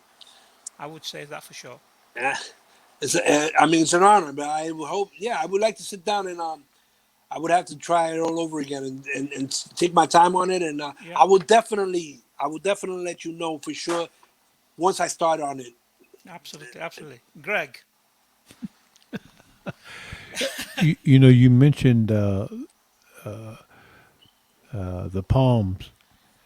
What do you think about the club situation now in New York? A friend of mine that's from New York, he said there's almost no places other than the socials. They don't have the clubs, like they used to. What do you think about that situation? That you think they're going to come back, or there just to be a few of them where people will, you were talking about playing, 4, 5, 6 nights a week, and I remember dancing, 3 or 4 nights a week, and now, you're really looking for a place to go dance. You know. So you know what, Rex? Let me tell you, man. Unfortunately, you said almost. We don't have them. Not almost no more. We have nothing here in New York.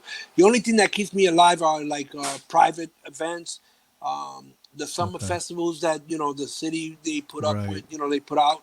Um, yeah, the beaches, the concert in the beaches, the concerts, the park concerts.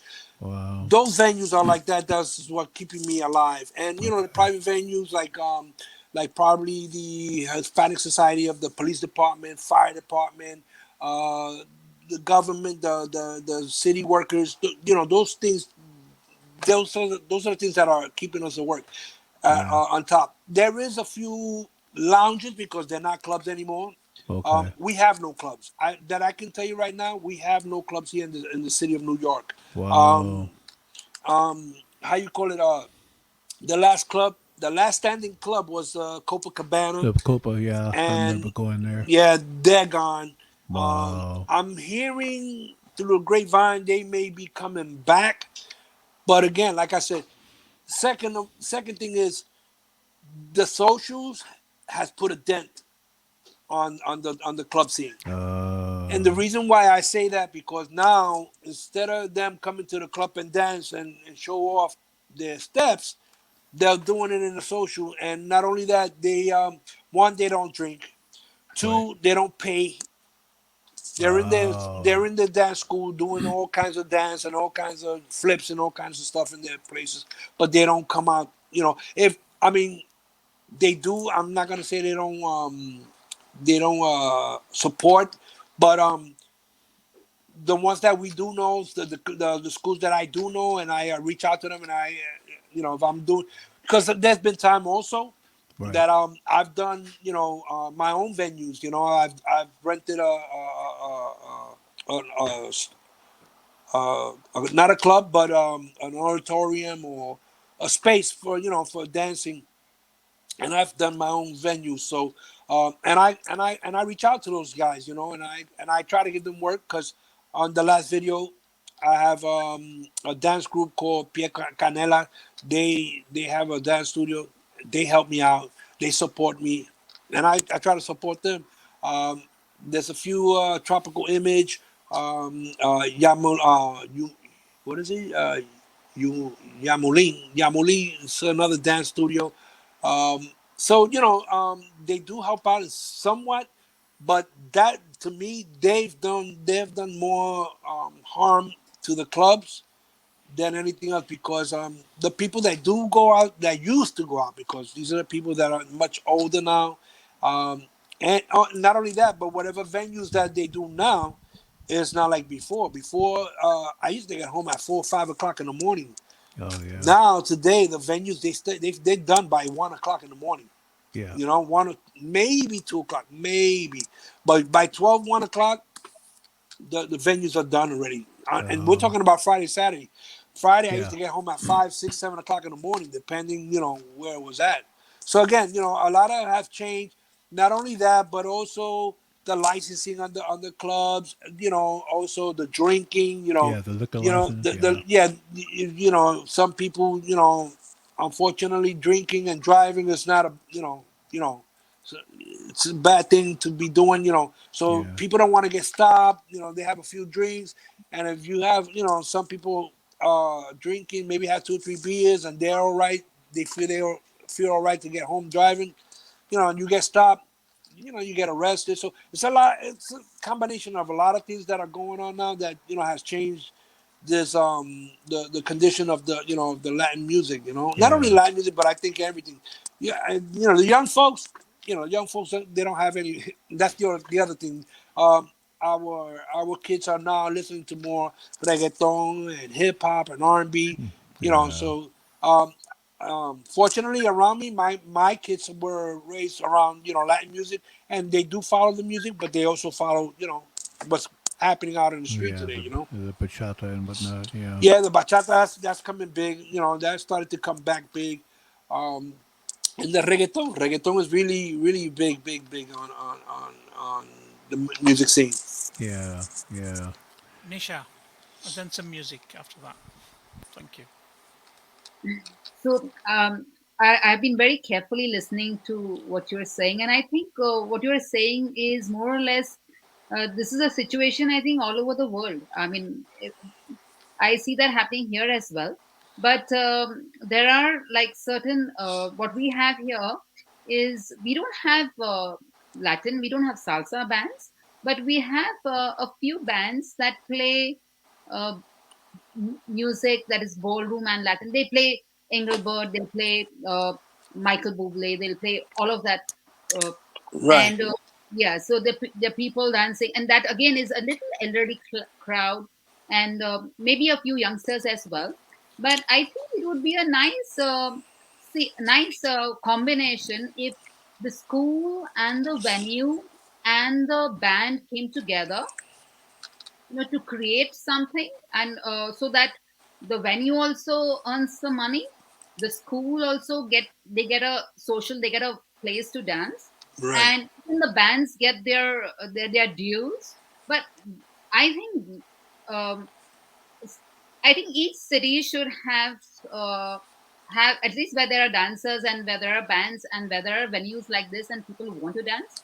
I think it would be nice to create a system like this where it's a win-win situation for everyone.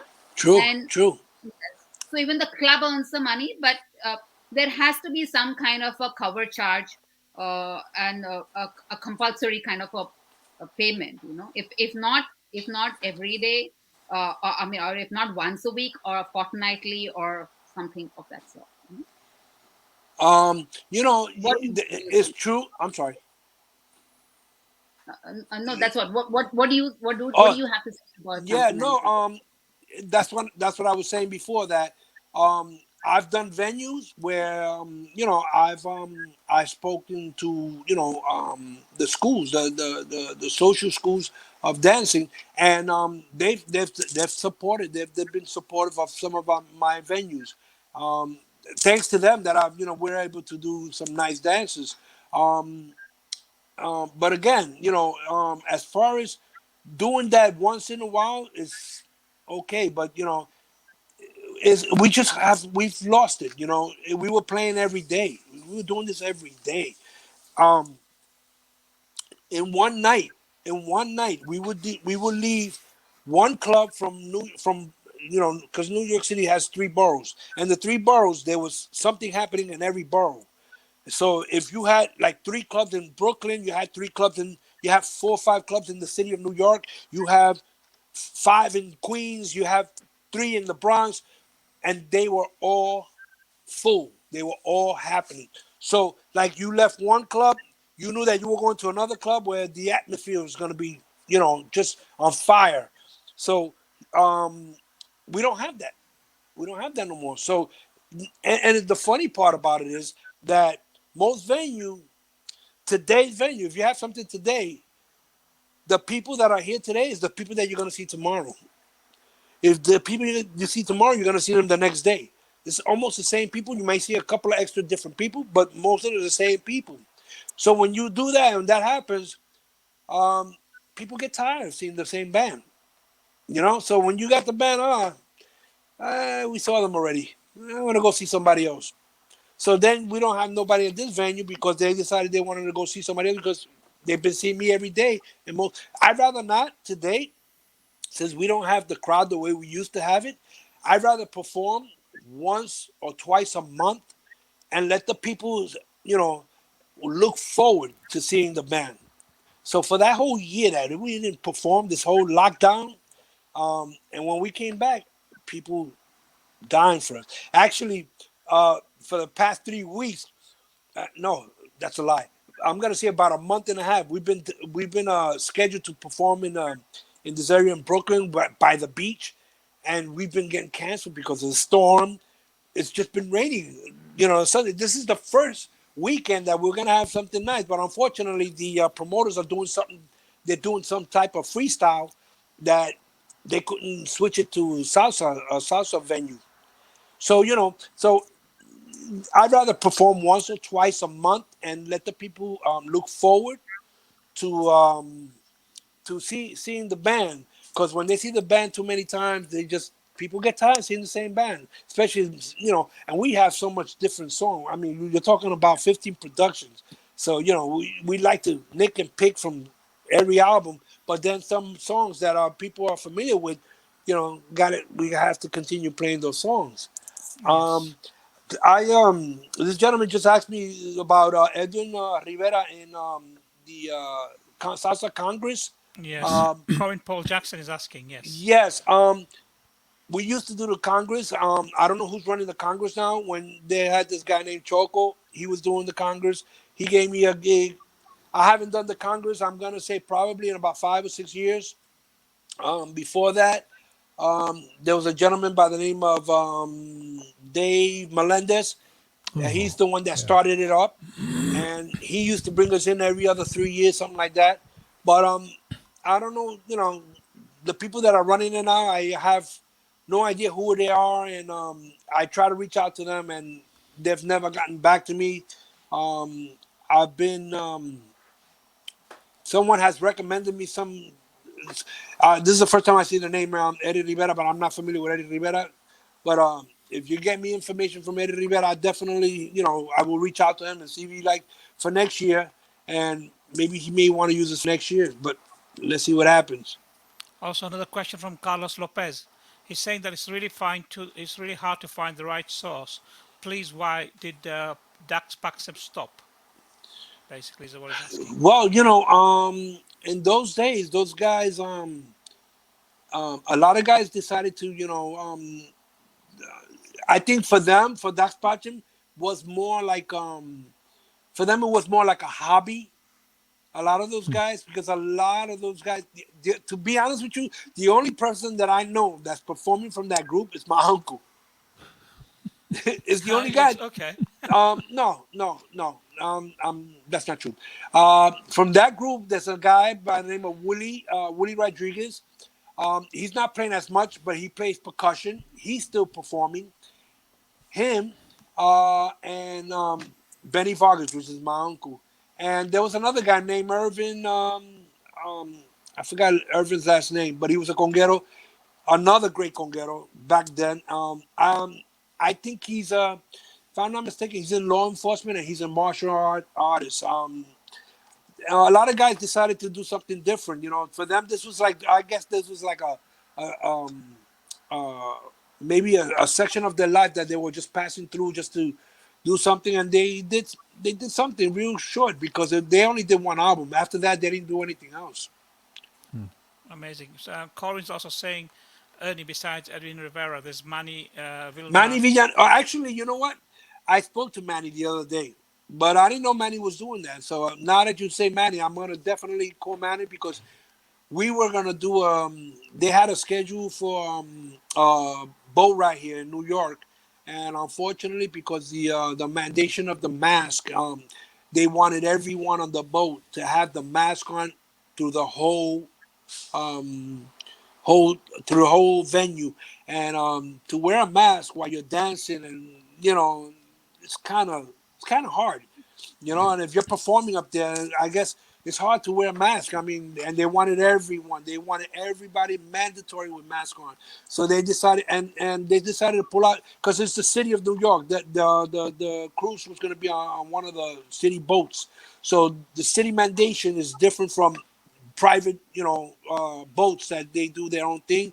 They can do the mask or not do the mask. But unfortunately, because it was a city boat, they wanted everyone with mask on, and the promoters were like, you know what? I'm not gonna force nobody to put on mask and do these things. So we'd rather pull out, and hopefully we can probably do it for next year. Amazing, amazing. Let's have some music now. Maestro, DJ, Greg, Wright, in the house. Yeah. Let's do this. Hey, all hey, right. Greg, Yep. Greg, how you call it? What was I gonna say? Surprise me with something there. Oh, all right, all right. So we'll see what I got lined up. Okay, let's go. We got. All right, here we go.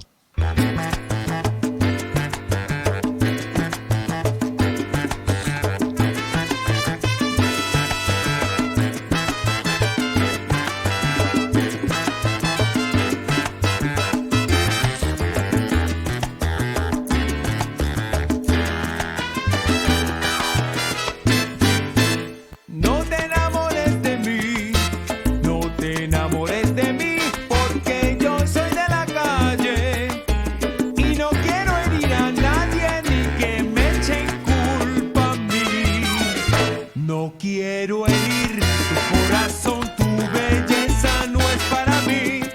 Es que yo quiero dulce amor, que te enamores de mí. Soy callejero y adorarte no puedo, pues yo soy de la calle y mi tiempo es sereno. Y aunque no pueda negar que mi amor por ti crece, pues yo soy de la calle y algún día no regrese.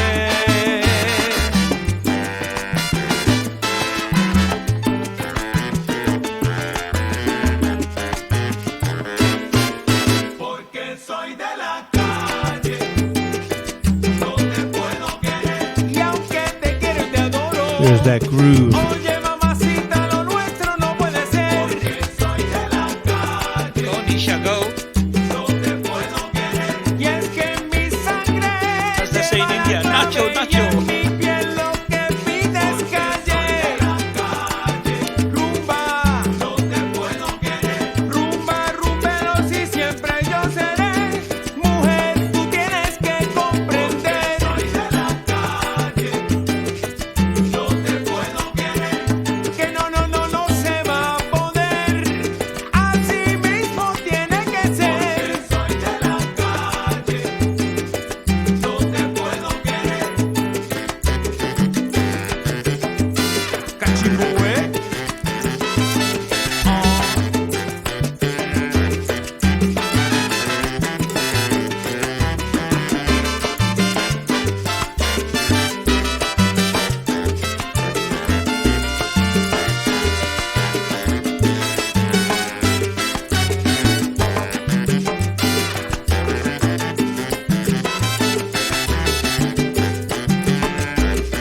el conjunto favorito del pueblo.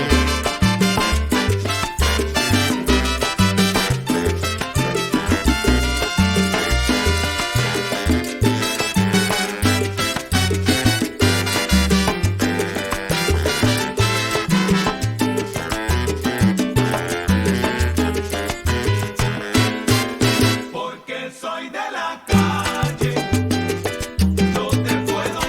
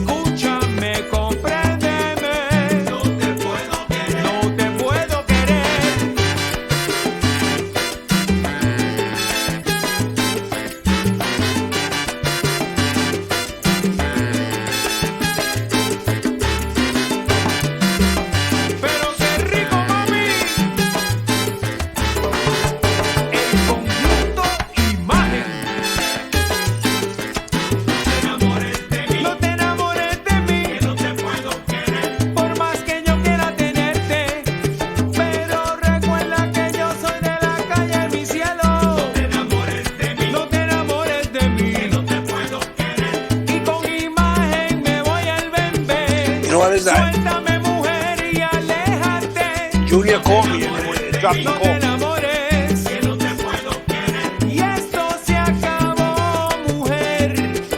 Pero perdona que esto no pudo suceder.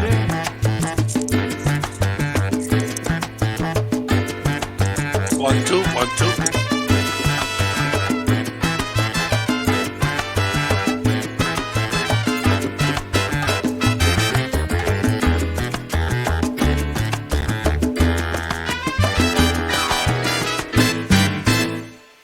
Vaya, vaya, vaya. Yeah. Another nice tune, nice tune. Let me give you a little information about that song. That song was written for someone else, and unfortunately, the arranger to the song passed away just before the COVID. Oh, jeez. And he, I had given him a song. I think it was a song that I did with Frankie Vasquez. It's called Que Pana, and that song belonged to Los Hermanos Lebron brothers. Oh, okay. And he had this song, and he told me, listen, I have a song here, and the guy hasn't picked it up. He's not calling me. He's not. I don't know what to do with it. And I said, what's the song? He told me, he gave me the name, Callejero. I'm like, Callejero? Willie Rosario already had recorded that. He said, but listen to it and tell me what you think. And when he sent me the pista, I was like, oh, this is us. This is definitely my style. And I took the arrangement, and we went in and we recorded it, and it's a great arrangement, man. It's an awesome arrangement, and a lot of people identified to it. Yeah, it's a great song. It's a great song. Yeah, yeah, yeah. Were you going to be leaving, or you going to be checking out? I know you said you can only stay an hour and a half, and you had some Yeah, stuff going on. yeah. I'm getting ready to leave. I just want to make sure that we are on the same page here, so I Yeah, can yeah, just say, yes, I'm aware of that. I was looking at the time as well. yeah, But 2 hours have just almost gone flying by. Oh yeah, Just it flew amazing. by. It flew Yeah. by. Just flew by. No, like I told you, it's 35 years of this business, and plus more, because like I tell you, some people don't even know that I exist before Conjunto Imagen, and I did it, like I said, I did it all. I did perform with Hector Lavoe when he was here. I did perform with Alca de Leon. I did Clásico. I did Johnny Pacheco with Celia, Daniel Santos. I don't know if you guys are familiar with Daniel Santos. Wow. Melon with Pacheco. I traveled with Roberto Torres, the singer El Oh yeah, Caminante. yeah, yeah. Wow. He at the time, this was about 83. He was I was traveling.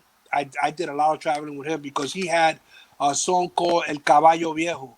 I don't know if you guys are familiar with that song, but that was a big song, and I traveled with him, Papaito, Henry Fiol. Actually, the guy that got me into the group was Charlie Rodriguez. The late Charlie Rodriguez used to play tres guitar. He had his own group, and I performed with him, and I did the traveling with those guys, man. So it was the Sorrow Stars. I did that, and whatever I've done, until now. Oh wow. Okay, so we'll So that's going to be a big book, Amos. You know what I mean? Yes, I know.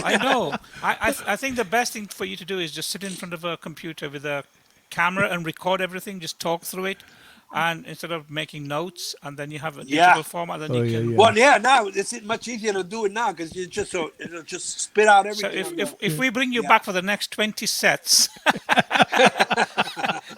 we'll have a book. Right. Right. Yeah. And Carlos will be Absolutely, very man. happy. Yeah, Carlos will we'll be definitely happy. work on it. We'll definitely Yes. work on it. We'll That's try to great. bring you back again, but I think last question. I think we'll make it brief from all of us, and they can say their thank yous to you as well. I'll start with Greg. Have your last question, a quick one, and you'll get a quick answer on this one. And thank yous to Ernie in the way you want. The only question is, where are you going to perform next on the West Coast, so we can see you out here? A lot of times groups would either not be able to make it out here, or they would only be able to go to L.A. So a lot of groups I would see, I'd have to go to Los Angeles to see them. Like, so all Yeah. the congresses, the groups that were there wouldn't come to San Francisco. So it's like I'd have to, my friends in L.A. would have to tell me, hey, so and so's coming in. So it's a big thing. They just had that. What do they call it? Something on two, the Unified on two is the Congress this Labor Day weekend down there. Yeah. But You know what, Greg? I mean, if I can get, if I can get the information for the Salsa Congress, it'd be great. On the other hand, the issue with Conjunto Imagen, um, is that they would have to bring they have to bring. There's 13 of us. They would okay, have to fly in the whole 13 band, right, the whole 13 guys. yep, I Um, understand that. and the budget for that's kind of steep because you got hotel, the flights, Right, and transportation to get to the venue. But if they a thing like Salsa Congress would be the best thing for us out there. The yeah, venues I've been out to LA, and most of the time that I've been to LA is to promote from our stuff.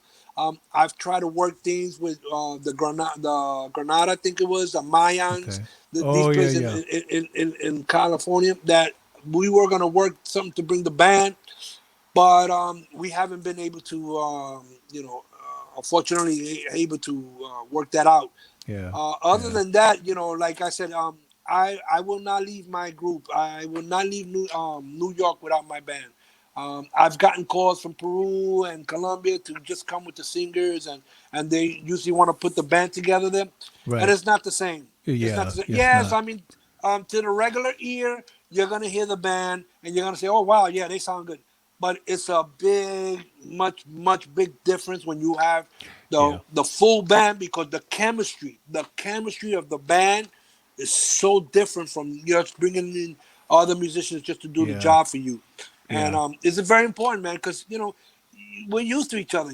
We feed off of each other, and it's Exactly, important. exactly. I mean, you don't bring half of the group of Nietzsche. You don't bring half of the group of Combo. So Yeah, that's what we want. We want to come with the whole group. You know what I'm yeah. saying? We want Oh, like that's good. we That's want to good. bring you our group because that's the other thing. On the other hand, on this situation with our music here, also that most bands are starting to sound the same, especially the singer bands. When Mm, if you bring this guy, you bring that guy. There's one group backing these guys up, and they all sound the same. You don't have oh, no identification on the band. yeah, You yeah. know, It's not unique. It's not unique. right? Yeah, So when you hear Conjunto Imagen, back in the days, me growing up, when I used to go up the stairs to the clubs, and I used to hear the bands, I could identify who was who. Oh wow, that's Ray Barreto. yep, Oh, that's Hector yep. Lavoe. Oh Exactly, no, that's Johnny exactly. Pacheco. Yep, You knew who. You could identify. yeah. Today, unfortunately, we can't do that. Not Mm, unless it's a group like ours, a group like Jose Alberto. There's another group out here. Jerry Hernandez has his own little group. You can tell his okay. group. You can tell. We have a group called Boricua Legends here. You can tell Frankie Morales. Frankie Morales has that Tito Puente sound. Oh You yeah, can yeah, yeah. tell these bands. You know what I'm saying? Other than that, the rest of these other groups, they sound the same. Yeah, And I you hate to just say plug that. them I in. mean, I Yeah, don't like to throw none of my fellow colleagues under the bus, but it's the truth. You know what I'm saying? yeah, yeah, No, yeah. I no. know exactly what you mean. I know exactly what you mean. Yeah, thank you. Well, yeah, Yeah. I'll be waiting for you on the West Coast. Absolutely, I'll man. be in the front. We'll make it work. We'll make it happen. Hey Yeah. guys, you should connect and then talk when something happening.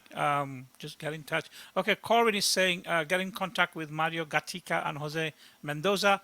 They are the ones in charge of the Unified Onto Salsa and Bachata Congress in LA. So I think you Okay. should speak with Corwin, connect with him. He's the man to talk to, all the way from Utah. My brother, Okay. a fellow DJ, and what an amazing DJ he is Absolutely. as well. Yep, that's great. Nisha. That's great. Yeah. I'm sorry. Cohen, when you get a chance, just inbox me on Messenger. Give me your information, and I'll definitely reach out to you as soon as I can. Awesome. Done. Nisha. So before Nisha, I ask, yeah, the before I ask beautiful Nisha. my You're before welcome. I ask my question, I want to thank all our friends who've been here all along. Sanjay Justice, Jill Anderson, Captain Jill, Anya, Yukiko has been here all along. Yukiko, you're not Yeah, Ernie should sleeping. give a shout to Captain Jill there, Anderson. She's the Jill, yes. boss. She's the boss in the room. So can you Ah, just give her a shout, please, Ernie? That would be really Yes. great. definitely shout out to Jill Anderson, and Jill thank you for the Anderson, yes. appearances. Jill, what part of where's Jill at? Is she She's in in Europe she's too? in the UK. She's the north of UK. us. So okay, so you guys getting to we're getting to the evening over there, I guess, for you guys. And Yes. I mean, Nisha, you must be tired. You got to get ready to go to sleep, all right? Oh Or yeah. No, what's gonna happen with you? I'm almost warmed up to dance now. After listening to music, Brilliant, brilliant. Carry on, Nisha. Brilliant. DJ Colin Paul Jackson, he's been here all along. And Bob, wish you a very happy birthday once again. Hope you have a lovely, lovely Happy evening. birthday, Bob. And thank you all to all those that are tuning in with us and that are been here with us for the last 2 hours or so. I appreciate you guys, and we're here to continue bringing you guys the best of salsa from Conjunto Imagen. Brilliant, brilliant. And also, Yes, just to say, we have over 700 messages, 87 shares. So there are people watching on other platforms. yes, So the yes. numbers that is there on the screen is not a true reflection of how many people are listening. 87 shares is a lot. Thank you guys for sharing. I have to still complete my shout outs. Yeah. Go for it. Dearest Carlos Lopez and DJ Inho and who else is here? Tony is here. Ashwin is still here. He enjoys our sets. Um, Gerard, thank you all for being here with us.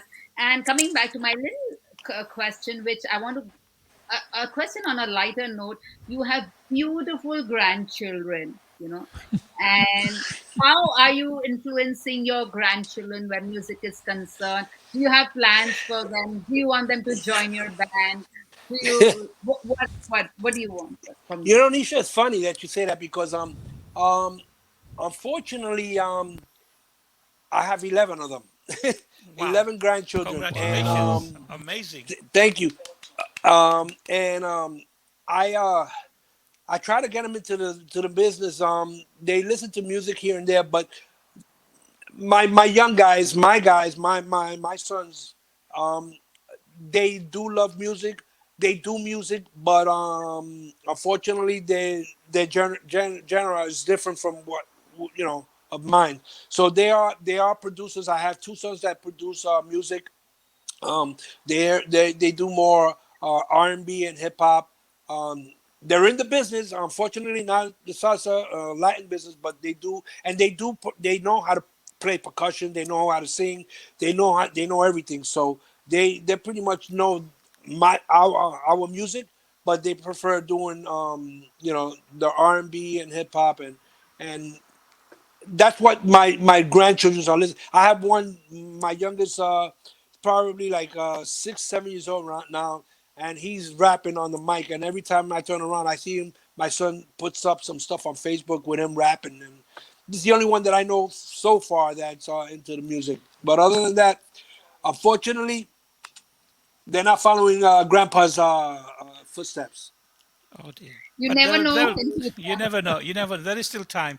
And Yeah, yes. Sonja, I haven't mentioned Sonja this evening. Hello, Sonja. Thank you for tuning in. And she says, would you like to adopt her to make it 12? Listen, it's not funny though, but let me tell you something. I have one my youngest is my youngest is 28, I think, or 29. I had them very young, so I may look old, but I'm very young. But I'm still waiting Same for as him to me. bring. Same as me. I'm still waiting for him to bring a grandchild to this world. So if he brings one, so but it looks like there's still going to be more coming. So who knows? That's great. Brilliant. That's Absolutely brilliant. great. Wonderful. Absolutely Thank amazing. you, Lorna. Thank you. Lena Almastica is here still. And who else is here? Amos? Susanna Um, Ferrago. Yes, Susanna Sonia Farrago. We Soni. haven't mentioned it tonight. Susanna in the house. Last night, would you believe? I don't know. There was an event last night It was an interesting event. It was from the Czech Republic. There was a band playing in a nightclub, and there were Czechoslovak gypsies, and they were playing gypsy music, and it had all the lyrics in Czech and Slovak, and some of the rhythms that was coming out was Latin. This guy went crazy on the keyboard. It was all like I could like, man, you should be in a Latin band. What are you doing here? Proper hardcore. I was just stood there listening to. So Susanna was out with us last night with a couple of other friends. That was an interesting evening. So thank you for driving last night. I appreciate that. Okay, I have one question for you. Greg, have you got any questions? Are you okay? No, I'm good until the next round Okay, when brilliant. he comes back. My question is 11 grandchildren. Wow. The next album that you're going to bring out, is that going to be on vinyl? Because there's loads of vinyl heads in the room, so they'll want to know. Yeah, actually this album's in vinyl. This came out in vinyl, the last album. I'm just not printing a lot, but yeah, the next album definitely will be in vinyl. Everything that we do from this point on will some point would have vinyl on it. So do you still have anything that's still available that people can tap into you for purchase? For the vinyl, you would have I think if I'm not mistaken, it should be on Amazon. Because it came out like 2 weeks ago. I'm not sure if they sent it out yet, but you can try Selecto Hits. Selecto Hits is the distribution company that we've been using. So I'm not sure what's the story on it yet, but it's limited edition. So jump on it. You know what I mean? Jump on it because there's only a limited edition of it. And if I can get my hand on some of it, I'll definitely try to see if I can pass it out to you guys. Awesome. So from me, I would like to take this huge opportunity to, when we spoke and you came and joined us this evening, it's been an absolute pleasure. It's been educational. We've got to know you much deeper than 2 hours ago. You've shared some amazing stories, and it's been an excellent evening. And yes, we will bring you back again because we've got a lot to cover. Absolutely, and we'll sit. We can sit next time. I promise that we'll sit more than 2 or 3 hours. We can do that.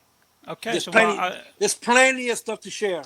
Absolutely. So I'll have guests on rotation as well who'll come in. Yes, not only that, but Amos, I could also have one or two, one of the founders, other founders here with us. That you can ask more questions. It'll be much longer. Absolutely amazing. No, I think the longest we've done is 3.5 hours. So we're more than happy to talk to you guys. So thank you once again. It's been an absolute pleasure. I'm going to play this track, which is Que Peña by by Conjunto Imagen. It's going to be my last track, and then we'll say goodnight to everybody. So let's enjoy this last track, and then I'll come back to you shortly. Here we go.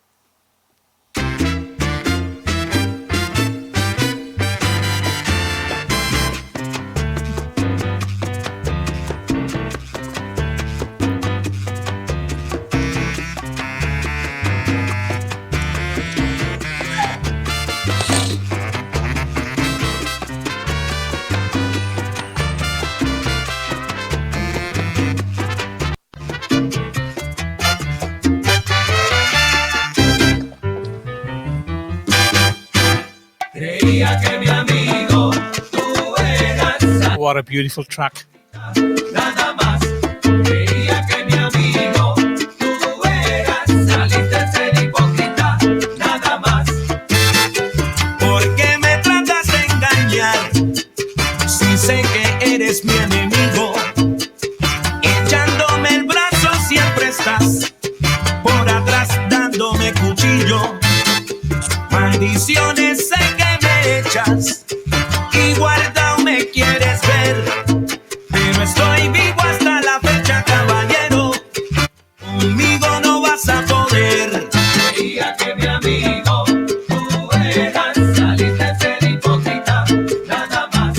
Creía que mi amigo tú eras, saliste a ser hipócrita, nada más.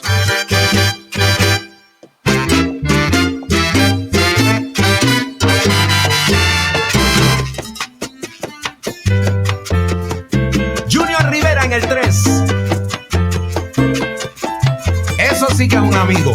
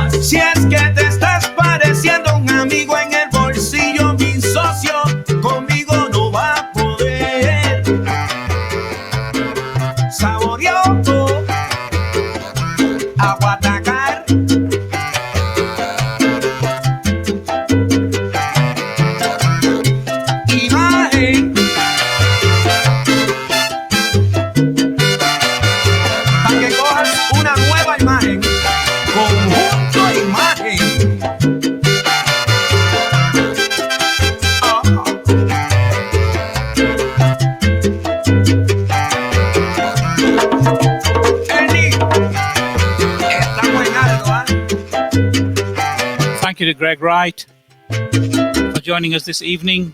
An absolute pleasure. This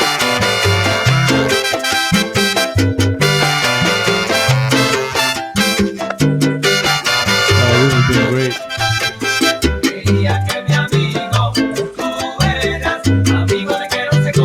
Amigo de que pregunto yo, son mentiras. ¿Qué es lo que te está sucediendo? Amigo, el peso en el bolsillo, por eso yo no camino contigo. Fallar será tu castigo, pero que aléjate y vete. Agárrate a otro rumbo, no te me acerques más nada.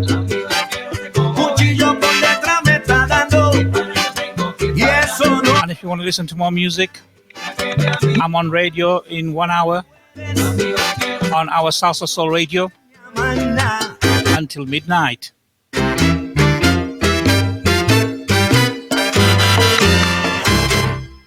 Wow, what a fantastic track indeed.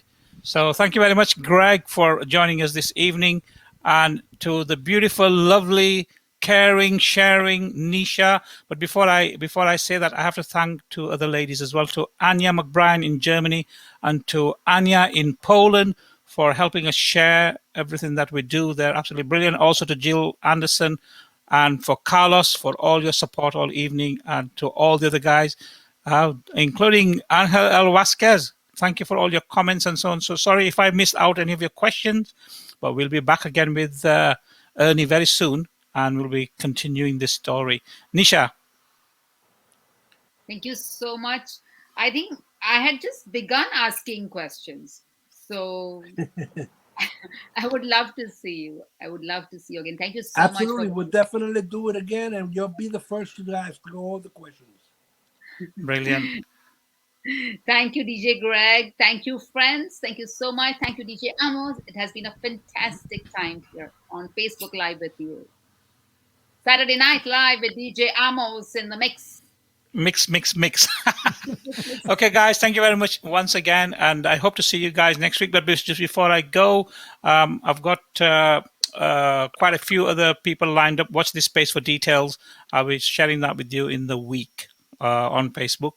And please support us, and we can continue doing this, bringing amazing musicians so you can learn about the life and the musical journey and a little bit personal about them as well. And it's amazing. Thank you all very, very much. Greg, thank you. Have a good Nisha, night, thank everyone. you. Ernie, thank you very much. Take care. Buenas noches. Bye.